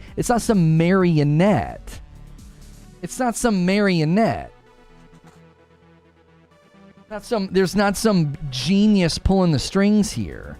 It was set in motion years ago, and it's not gonna change for 20 years. Do you want to know why? Because now there's a whole new generation of people being raised to play, appreciate, love, and invest in video games. And that generation will change the look of the development world and the engineer world and the C-suite world. All that's going to look different in 20 years. You're not going to browbeat diversity into existence. It's literally going to just like take a while. It's great to speak out. It's great to raise awareness, but you can't look at established businesses and trends that are, these are kids that grew up in my era playing video games, and that's why they're working at these companies. And you can't go back in time and change what happened in the 80s and 90s that created that propensity and that cultural bend.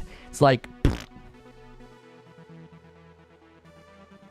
yeah, but even that, Eugene, we don't know if that person was paid less because of that reason. We don't know. They were identical positions, but there's more that goes into that. Me and my buddy, two white dudes, got hired for the same job at the same call center, and he got paid more. Why? He had more experience.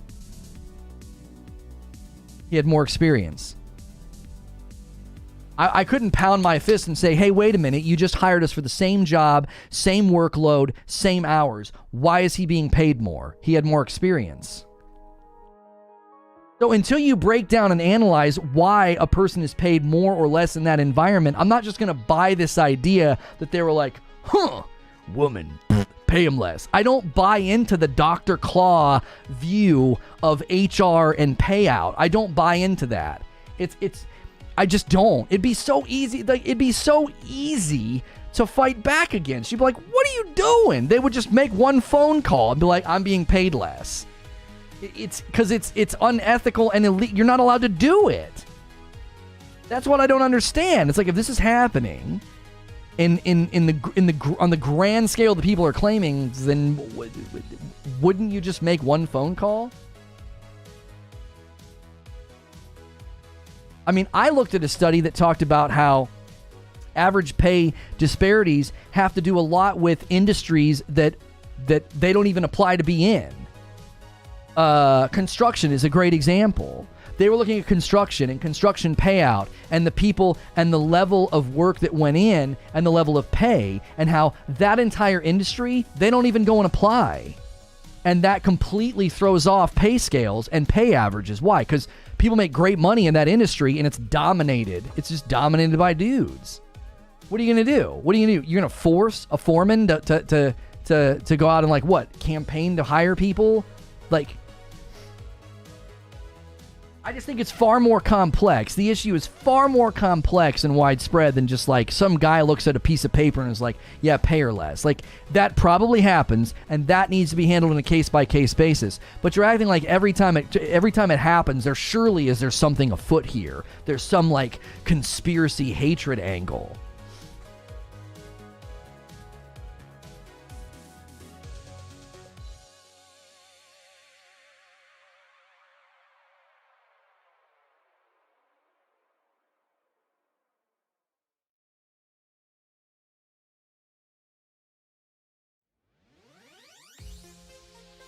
Made an equivalent offer after she tendered her resignation. They were placed in the same co-lead role. We went into the role with our previous compensation, which was not equivalent. It remained that way for some time. Right. But that's what I'm saying. Why was their pay not equal going into it? What was their background? How long had they been with the company? What was their experience level? Did they have certifications, qualifications? Did they have things? What did they have before they got in that co-role that would have led to them being paid, not having their pays adjusted? Or like in the situation with me, where me and my friend were offered the same dadgum job, same business cards, and he was paid more than me. That's my point. Is we don't know. It just makes for a great headline. It makes for a great headline. Yeah, she just paid less. But do we know why? I'm not saying there aren't situations where this happens, but generally speaking, I think it's just used as a clickbait. It's like, oh yeah, here's another example. But then if you pull back the curtain on it, you might, like, imagine when I worked at that call center. If I would have been a woman, there's your headline. Yeah. Me and my friend, we both got hired. He was a dude, and he got paid more than me. There's your headline. And yet, the real reason was that he had way more experience. He had managerial experience, and I did not. And that is why he was given a better offer. Do you see? It's like, unless you know the exact background, reason, and all of the nuance that goes into it, you can't just assume, oh yeah, that's why they were paid less. It doesn't matter. Now this guy's in the firing line. It's all going, oh yeah, it's all falling apart.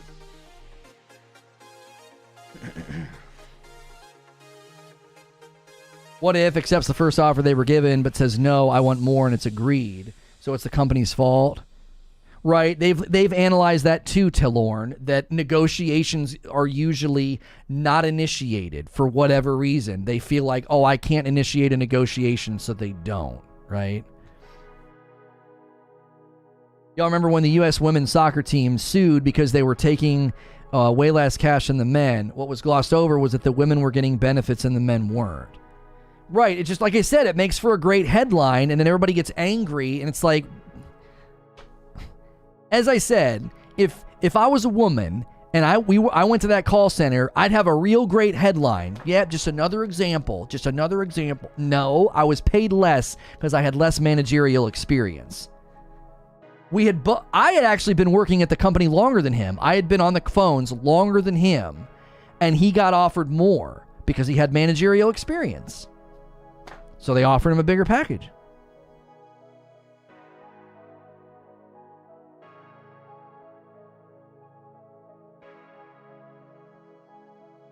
So the reason I get frustrated by it, it's like, you're not going to solve this issue if it is indeed happening, and if it is indeed a systemic problem. You're not going to solve it by basically creating fire where there isn't any. It's like, we don't know, and a lot of the times we get misled because it makes for great clickbait and great headlines, and then when you pull back the curtain on it, you're like, well, there's a reason they were paid less, or there's a reason they didn't get as much. They had, in this case, they had benefits baked into their contract, and the men didn't. I studied sociology undergrad. We turned all this stuff upside down and inside out. There's so much more to it than that. There's so much more to it than just like some guy with a clipboard being like, bring in the next applicant. Oh, it's a female. Huh, pay her less. I'm sure there are fields and areas where that happens, but that is not the norm. It just isn't the norm. The pay scales are usually set based on meritocracy so that you're paid more according to merit. Starting point is people in the same positions making the same. But people in the same positions making the same doesn't always happen, though, as is the case with when I got offered a manager position and was paid less than my friend. Same position. We did not make the same. We didn't make the same as the other guys we worked with. The one guy came from another branch, and he made way more than us, right?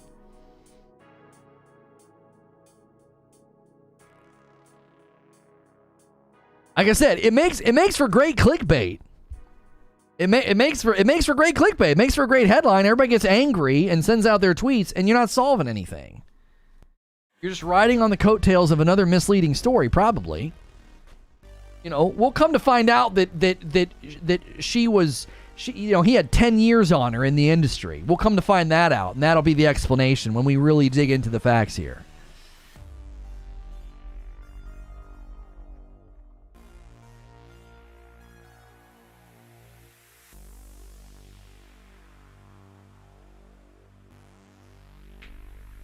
Just because you have the same position, the work and the and expected value aren't the same. Yeah, I think in the instance with my friend, he was offered more money because they thought he's going to take less time to adapt to this managerial position, so we're going to yield a return on him faster than on this guy. This guy has no managerial experience, so it's going to take him longer to get his footing as a manager, and therefore he's going to do less. Now, my friend also had experience in training, so they were able to give him a responsibility that I couldn't do. They took him off the floor and they would have him do training sometimes. And then I think he just turned into like the full-time trainer. So he brought a level of skills and assets to the job, the same title, and yet he was paid more. And it made sense that he was paid more. He could do things faster. He was more adept at the numbers. He was more adept at just managerial ideas and just basic, like, this is what's expected of me. I took me a little bit longer to get my footing. I'd never had a manager position before.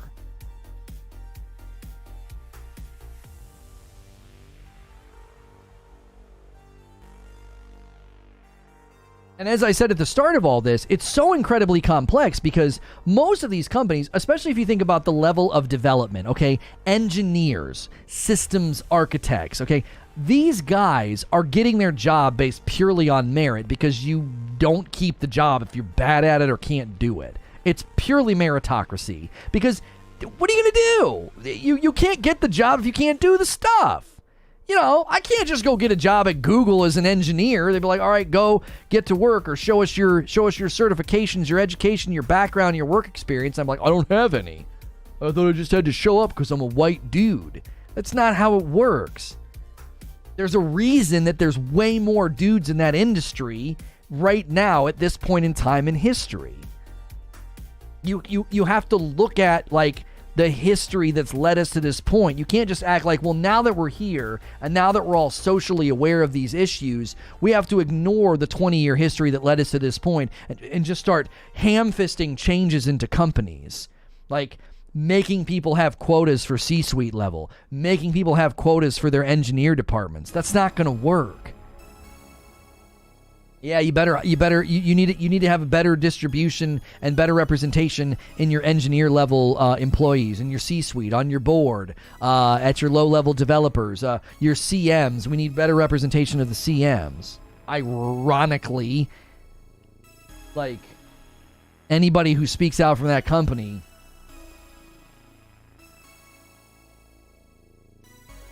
I'm blinking a lot because they look like the very people that they're claiming have all the advantages. These are co-leads occupying the same exact position, working together. Doesn't matter. But Eugene, when I got hired for the same job and the same title as my buddy and got offered less, it made perfect logical sense to me. It's called meritocracy.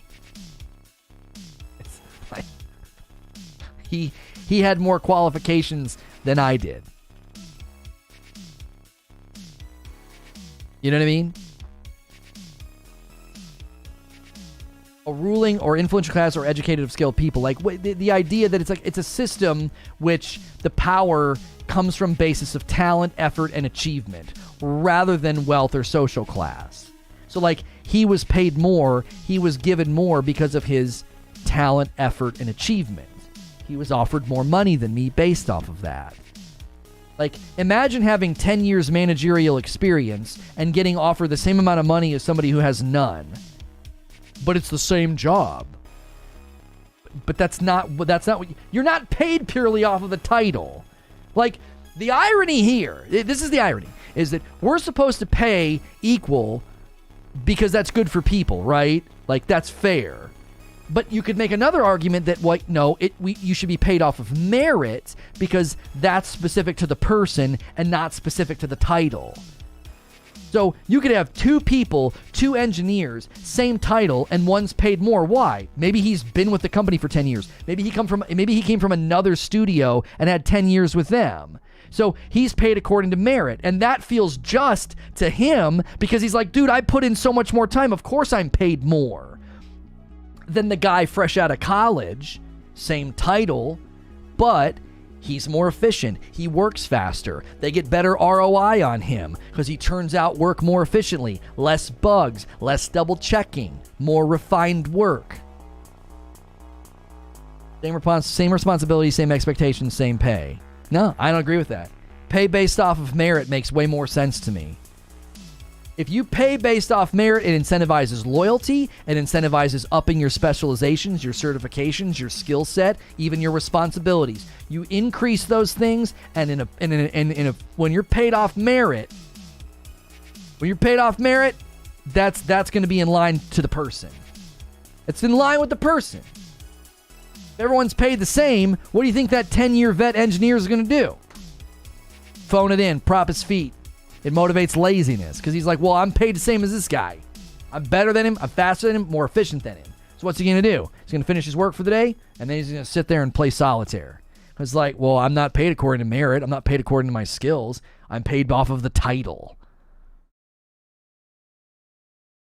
Someone with the same job but less experience will cost more money to the train. They will likely make more mistakes and require more supervision initially, whereas someone with more experience won't. That's part of the reason. Exactly. That's exactly what I just said. Is that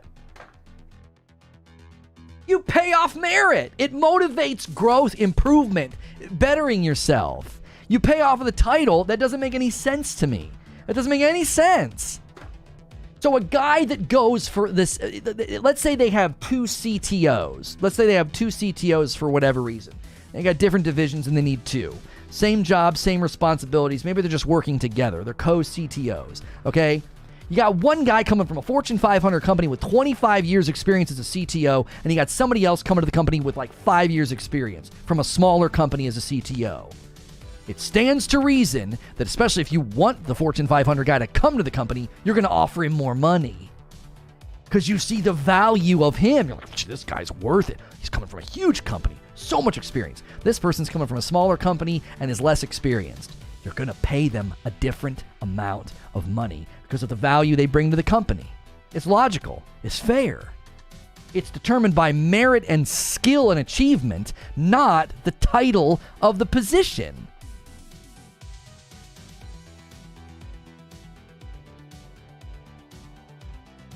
What happens when the new guy is better than the vet and he's stuck getting paid less with the better attitude?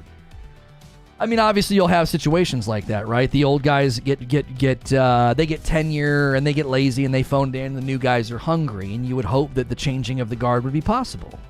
You'd prove your worth, and they'd be like, "This guy's a worker. This guy's a fighter. This guy's doing way more than this other guy. This other guy's, he's a sleepy Steve. He's not doing anything, Every quarterback in the NFL gets paid the same job, same expectations. Yeah. You think every running back is paid the same? You think every wideout's paid the same? No. You think every guy in the construction site's paid the same? No. They're paid according to merit. They're paid according to skill and achievement. You think every developer at a company's paid the same? No. Even if their titles are the same? No.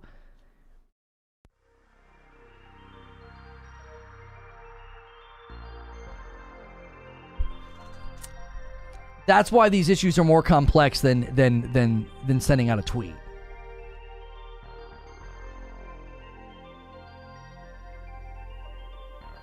It's more complex than that. We went way over. Somebody ordered some coffee. Yeah, somebody ordered some coffee. 2 bags of light roast to Ric Flair. Woo! Thank you.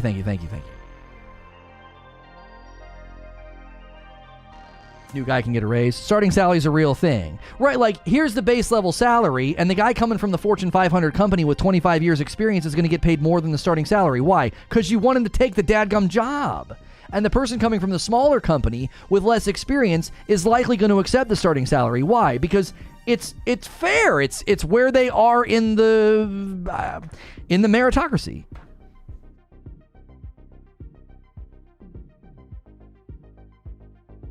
So we went well over 3 hours on the stream. It's okay. I like discussions like this. This is more interesting than what we talked about this morning.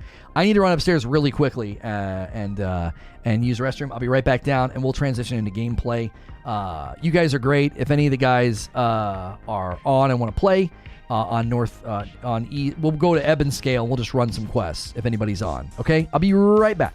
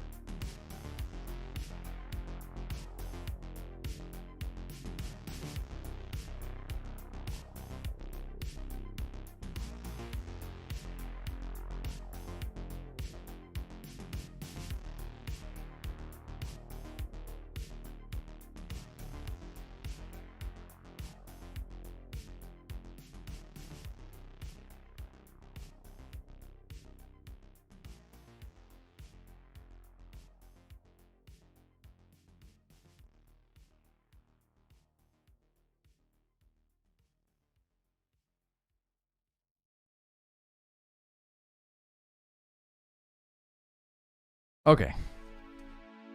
I gotta move some stuff.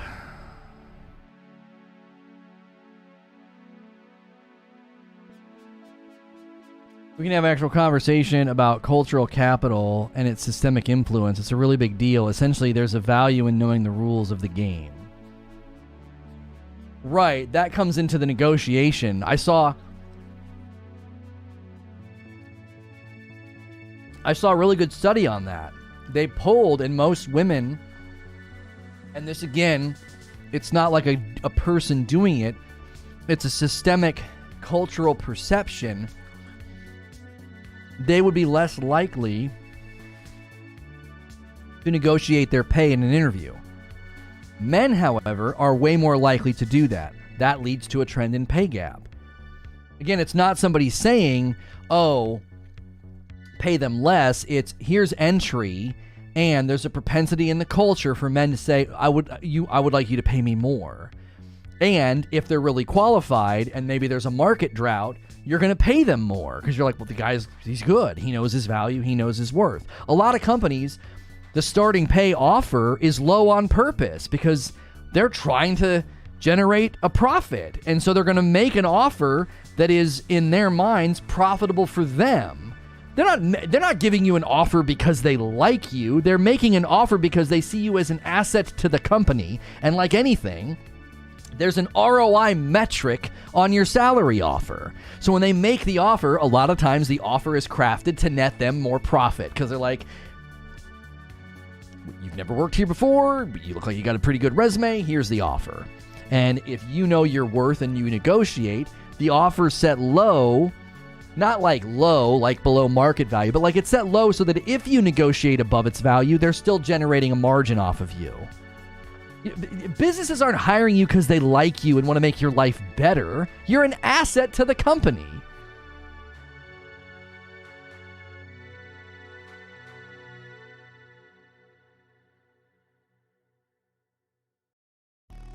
Yeah, Eugene, I don't know enough to comment on whether or not they weren't paid fairly, because my understanding is Ibarra has been in the industry for a super long time. I don't know how long she's been in the industry.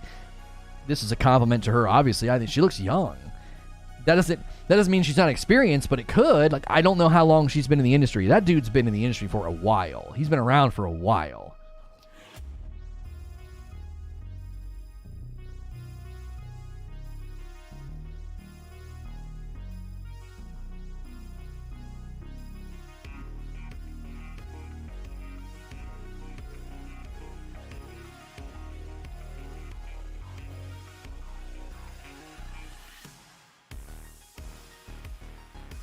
Both thought they should be getting equal pay.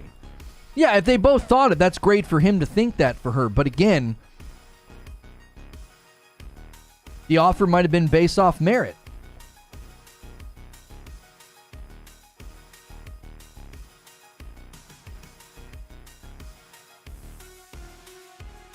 I've seen internal promotions at company, offers are different according to tenure for the same position. So he might have been offered more.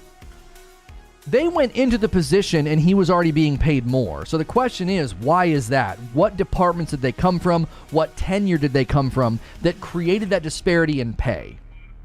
And why, when they got the job, did they decide, well, we're not going to pay you the exact same. We're going to raise you to his pay. His pay is based off of where he came from and his background with the company. We're not going to drop him down, but it could have been a lateral move for her. So they were like, we don't see a reason to pay you more. And it sounded like they were getting ready to, because they realized she was getting ready to quit. So they saw her value and they wanted to keep her. That happens all the time.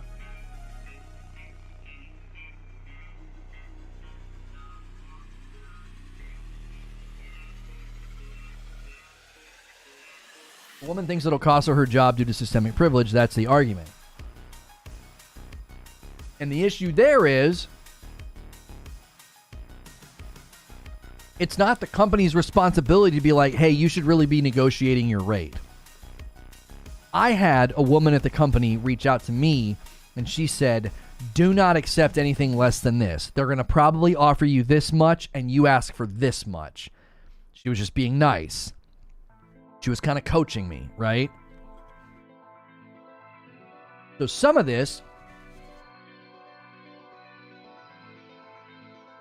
is on culture and men and women educating each other on, this is what's acceptable in these negotiations. You're allowed to ask for more money. It's not going to jeopardize your chances. If they want you, if they value you and they want to hire you, they'll either tell you that that's not in the budget or they'll counter offer. They're not going to kick you off the table of applicants because they offer you $75,000 and you ask for $90,000. They might come back and say, we'll pay you $82,000. You see what I'm saying? Like, you know, you got to educate people. They got to know that's allowed. I didn't know that was allowed until that lady told me. She said, don't accept 18, ask for 24, or whatever it was.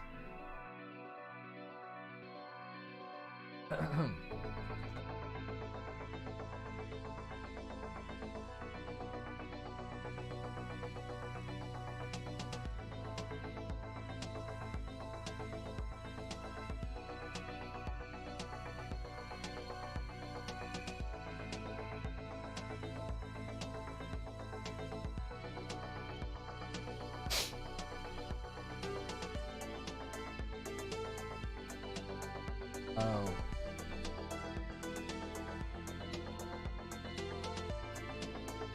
Okay. We got a good video for this afternoon over on Presents. So we're going to need a lot of people to support it.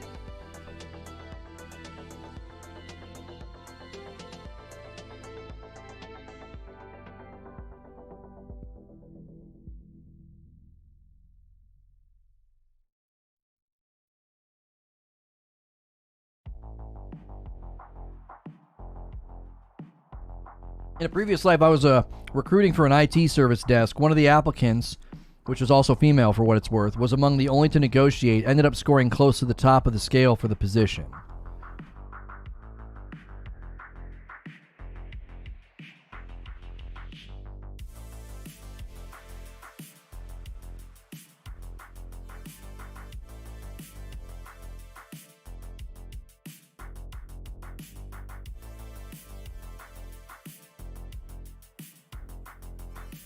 Might as well say Lono on it. Which display is this?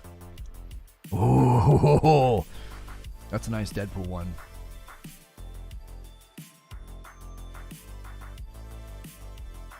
Compare their bios and easily see he has more experience.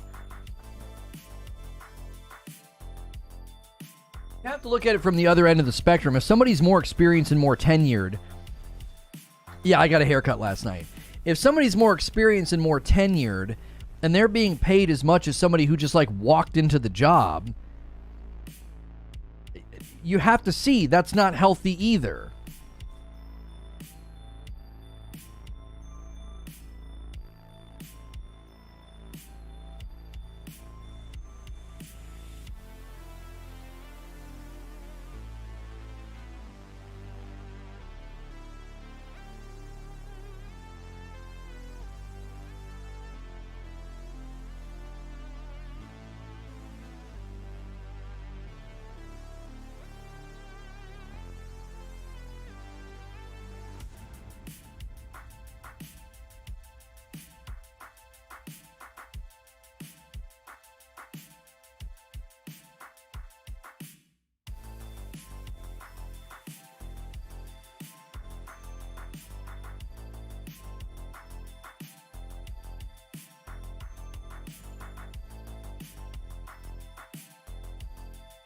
Main problem: promotion within the organization, not offering much change in salary.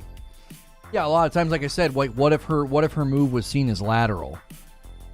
What if her weekly responsibilities and monthly quotas and everything else, like what if everything that she was supposed to be doing, it was seen as a lateral move, and it was seen as a lateral move for him, and so there was no reason to adjust pay for either. You know, how long he had been there, whatever department he transferred from.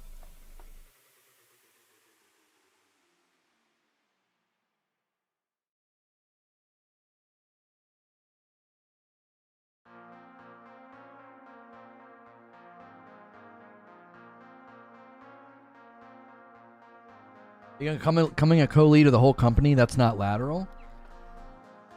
But it is lateral depending on her pay. What was her pay going into the position? What was his pay going into the position? It's easy to say they weren't paid the same, but when you get to those levels of pay, that just makes for a great headline. They could have been within percentage points of each other.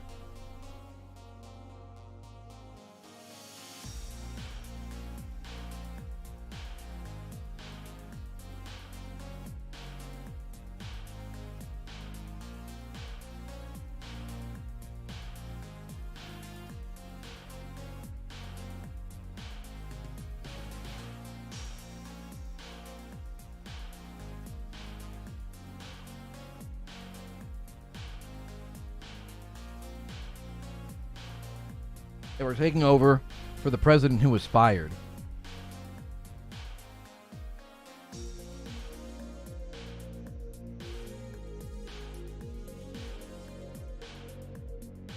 The argument you should have is that she provided as much value, if not more than him, and should be paid accordingly.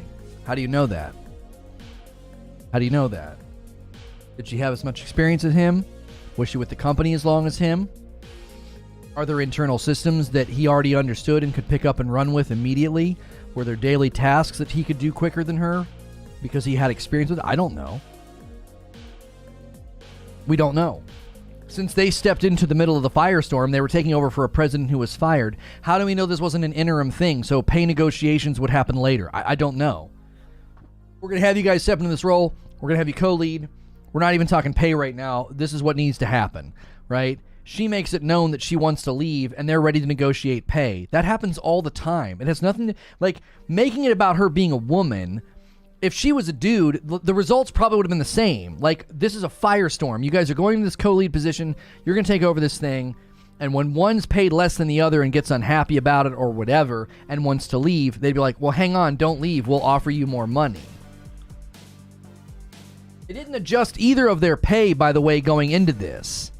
You don't think Ibarra could have said, dude, I'm going to be co-leading the company? That's a bigger responsibility than what I was previously doing. You should be paying me more. They didn't adjust his pay either. Now, the story you would have is if he went into the position and they bumped his pay. They didn't. So they're don't you see? They were treated equal. We're pulling you into this position and we're just going to keep your pay what it is right now. He wasn't paid more either. That's what I'm saying. That's what's so stupid about this, is that if you'd had two dudes from two departments and two completely different backgrounds of experience, and they were like, we're not bumping pay, we're just putting you into this co-lead role to lead this company, because you're not the president, you're co-leading. So we see with the shared responsibilities, it seems fair to leave your pay as it is right now. They didn't bump his pay either.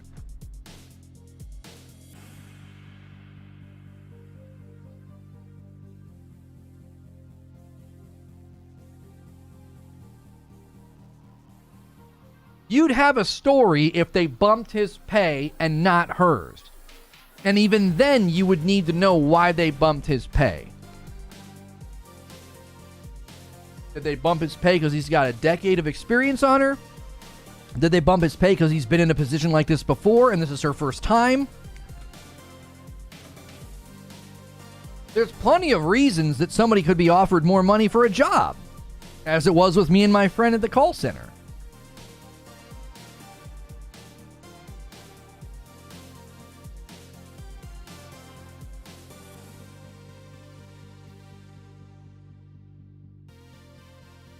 The first time both Jen and I were offered a new contract, it was the same across both of us for the new co-leader of Blizzard roles, so our compensation was going to be the same.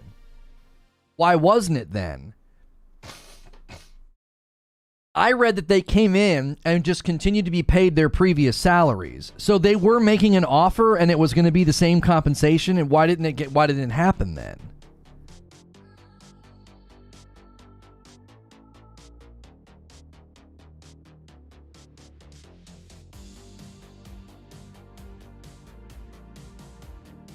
What are we talking about?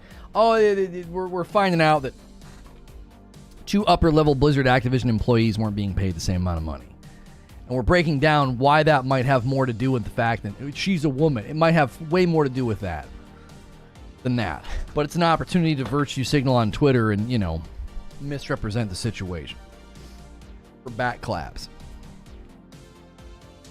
I got to turn redirect on.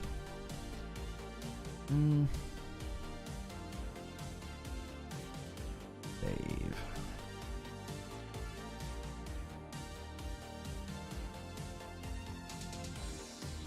We were placed in the same co-lead role. We went into the role with our previous compensation, which was not equivalent. It remained that way for some time, well after we made multiple rejected requests to change it to parity. She wrote, "It remains unclear as to why they rejected those requests." She continued, "While the company informed me before I tendered my resignation that they were working on a new proposal, we were made equivalent offers only after I tendered my resignation." Now again, you have to trust that she's representing that completely honestly. In the midst of the firestorm that they were going through, do you think that they were wanting to negotiate pay to those people? Or were they like, we're not doing that right now? They just brought them in with their previous pay, okay? They made requests to go for a parity of payment, and those requests were rejected. We don't know why. Those requests might have been rejected because other departments hadn't downsized yet. Other departments hadn't had their shakedowns. They don't know who's getting fired, who's getting investigated, who's getting laid off. They don't know any of that. So we don't know the inner workings that led to those rejections. And she's saying, oh, well, they said they were going to give us equal pay after I said I was going to quit. I mean, that makes for a great story, but it also could be half of the facts. We've seen this time and time again. The first person to speak gets to shade the conversation, and then the facts come out later.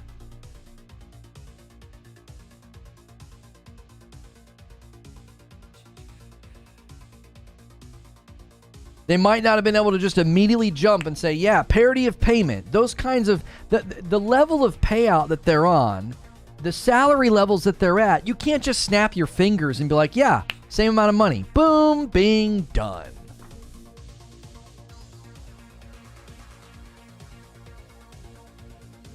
Like, there's a part of me that feels this is so opportunistic. Like, getting out of there, the company looks bad right now. And all you do, and then you can shade it as, yeah, I wasn't paid fair. So she gets to come out as a martyr and a C-suite victim. I mean, come on. Everybody's trying to come out of this and get and get their second shot. And she's getting off the sinking ship thinking, well, if I shade this story the right way, I'm gonna make them look worse, and then I'm gonna look like I'm like a victim of pay disparity. He could be, but we don't know. We don't know all the facts right now. All we know is that going into the position, they were being paid differently. Why? I'll tell you why. He was in a higher position than her, or a more qualified position than her.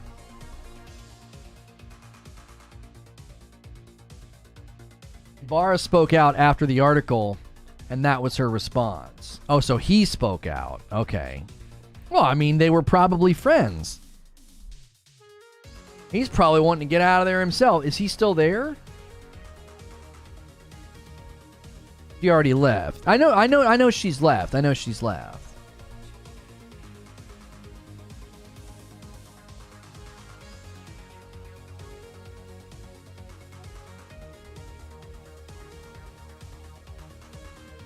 Yeah, we don't have the full suite of info. Again, it's just another one of those examples of, for me, it's like we're always going to jump to the headline and the clickbait and just trust that that's the full story. I am understandably very sensitive to that because it's so easy to spin a sliver of truth and to make something look like, well, yeah, look at what they were doing. They were paying her less because she was a woman. And they're like, no. We weren't.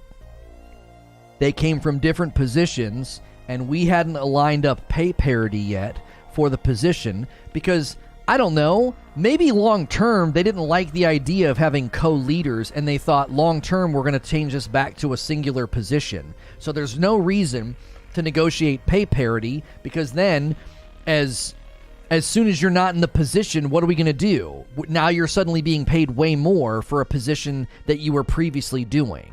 So what if they were in internal negotiations about whether or not they were going to maintain it as a co-led position? And because they didn't know whether or not it was going to continue to be a co-led position, they were like, we're not going to do pay parity until we know what we're doing long term. Because pay parity could be problematic for us in 6 months if we decide we don't want this to be a co-led position anymore. They co-led because they lost the previous president. The company was getting, and still is, getting destroyed. So he's out. President gets fired. They put them in this co-lead position. Typically, that's considered an interim thing. That's not a permanent solution. And since it's not a permanent solution, stands to reason, there'd be no reason to get into pay negotiations. Because it's like, this is not even going to be a long-term thing. In 6 to 12 months, the company could look completely different, and you'll both be in different roles by then. Why are we going to go through pay negotiations? Why co-lead and not one interim? No idea, Zubair. They probably thought it was too sudden. There's usually an onboarding process, right? For somebody taking over a role like that. Shadowing, mentoring, you know? They didn't get a chance to do that. They're just suddenly thrust into this job, and they thought, well, rather than dumping all this on one person's shoulders, We'll do co-lead. Why announce this change with full articles? Because they're trying to establish confidence in the market that they're taking care of business.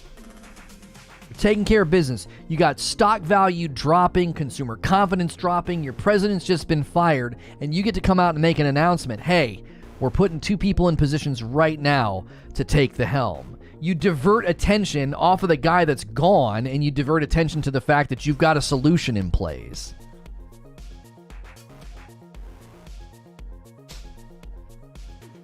Eugene, I understand your position, but even granting your position, they might just say, we are not going to bump your pay until we decide what we're doing long term. We feel you're being paid amply enough based off of your previous position and tenure. Clearly, she was pretty high up at the company if she gets the nod for a co-lead position. So she's already being paid pretty handsomely. Let's not act like she's working for peanuts here. And Ibarra was also obviously in a very high-ranking position if he gets the nod for a co-lead position. So they probably looked at their salaries and thought, these are both significant enough to grant payment for co-leading.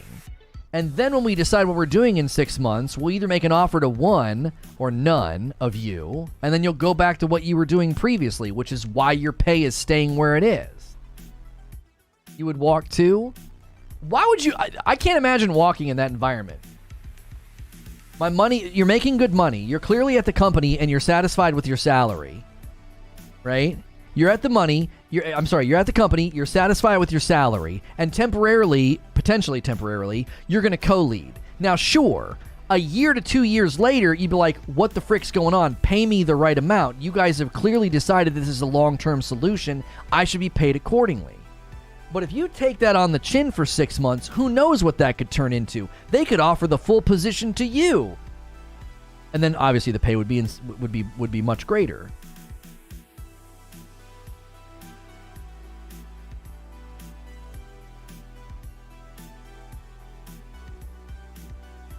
Yeah, but they weren't taking the lead's job. They were co-leading. Here's more responsibility and BS to deal with, but no extra pay. Have fun. Well, then Ibarra has the same complaint because he didn't have his pay bumped either. Why do we ignore that? Ibarra didn't get a pay bump.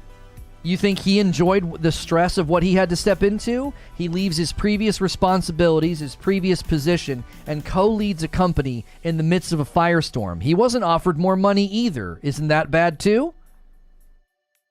It stands to reason that he should have been offered more money too. Neither of them were offered more money because that's probably not where they were in the process. We're putting out a dadgum fire, not negotiating pay. Step into this for now. We're going to figure all this out. That's why I said we don't have all the facts. Clearly, if they didn't offer him more money and they didn't offer her more money, this was not seen as a permanent solution. Didn't the guy say they were supposed to be compensated the same? He and her were both saying they wanted pay parity. He wasn't even asking for more money. He wanted pay parity. He wanted her to be paid the same amount as him, and the offers were rejected. Again, likely because they were not in a position to be negotiating pay. This was seen as a temporary solution. This wasn't seen as a long-term solution.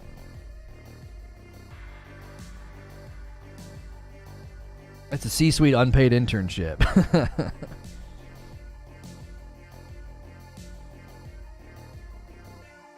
The company's issue isn't my problem. Sure it is if you work there. If you work there and the company's going through this, you can't act like everything should happen as if everything's normal. Like, the company's on fire and you're asking if you can get a longer lunch break. It's like, we're not in a position to do that right now. You know what I mean? When the company's in crisis, you can't expect normal procedures to take place with respect to getting put into this position.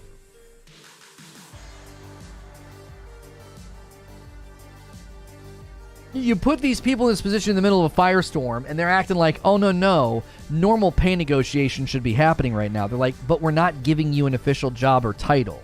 You're stepping into co-lead in the midst of this insanity.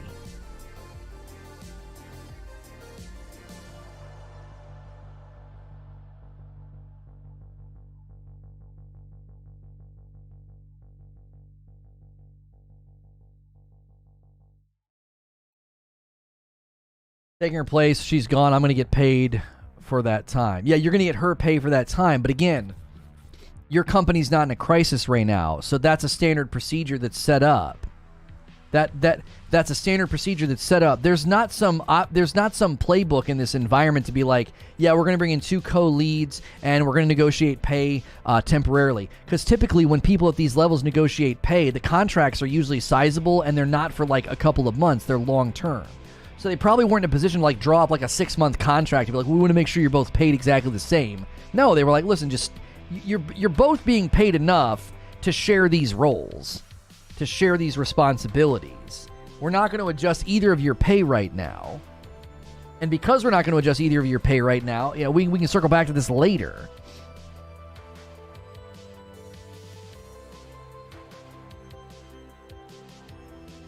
Thanks, Creature. We got to move on. We got to move on. We spent way too much time on this. But like that's my position on it, is I think people are creating a story out of a literal circumstantial situation where 2 people were asked to step in and help with something. Neither person was offered more money because that wasn't what was happening. They weren't getting promoted. They weren't getting an offer. They were stepping in to co-lead in the midst of chaos. In the midst of chaos. And she's making it sound like, well, yeah, they weren't paying me as much as him. And it's like, well, no, you came from a position where you were making less, and they just kept you and him at your previous pay levels. That's all they did.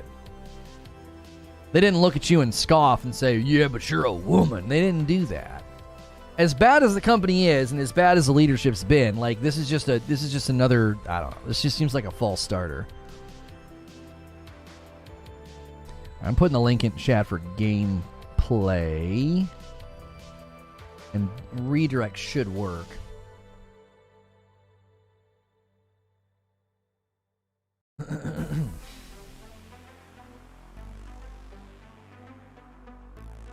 Hey, thanks for clicking on the video. More New World gameplay for you today. This morning we did talk about the banhammer, New World swinging that banhammer for some of the latest New World exploit for some duping that went down.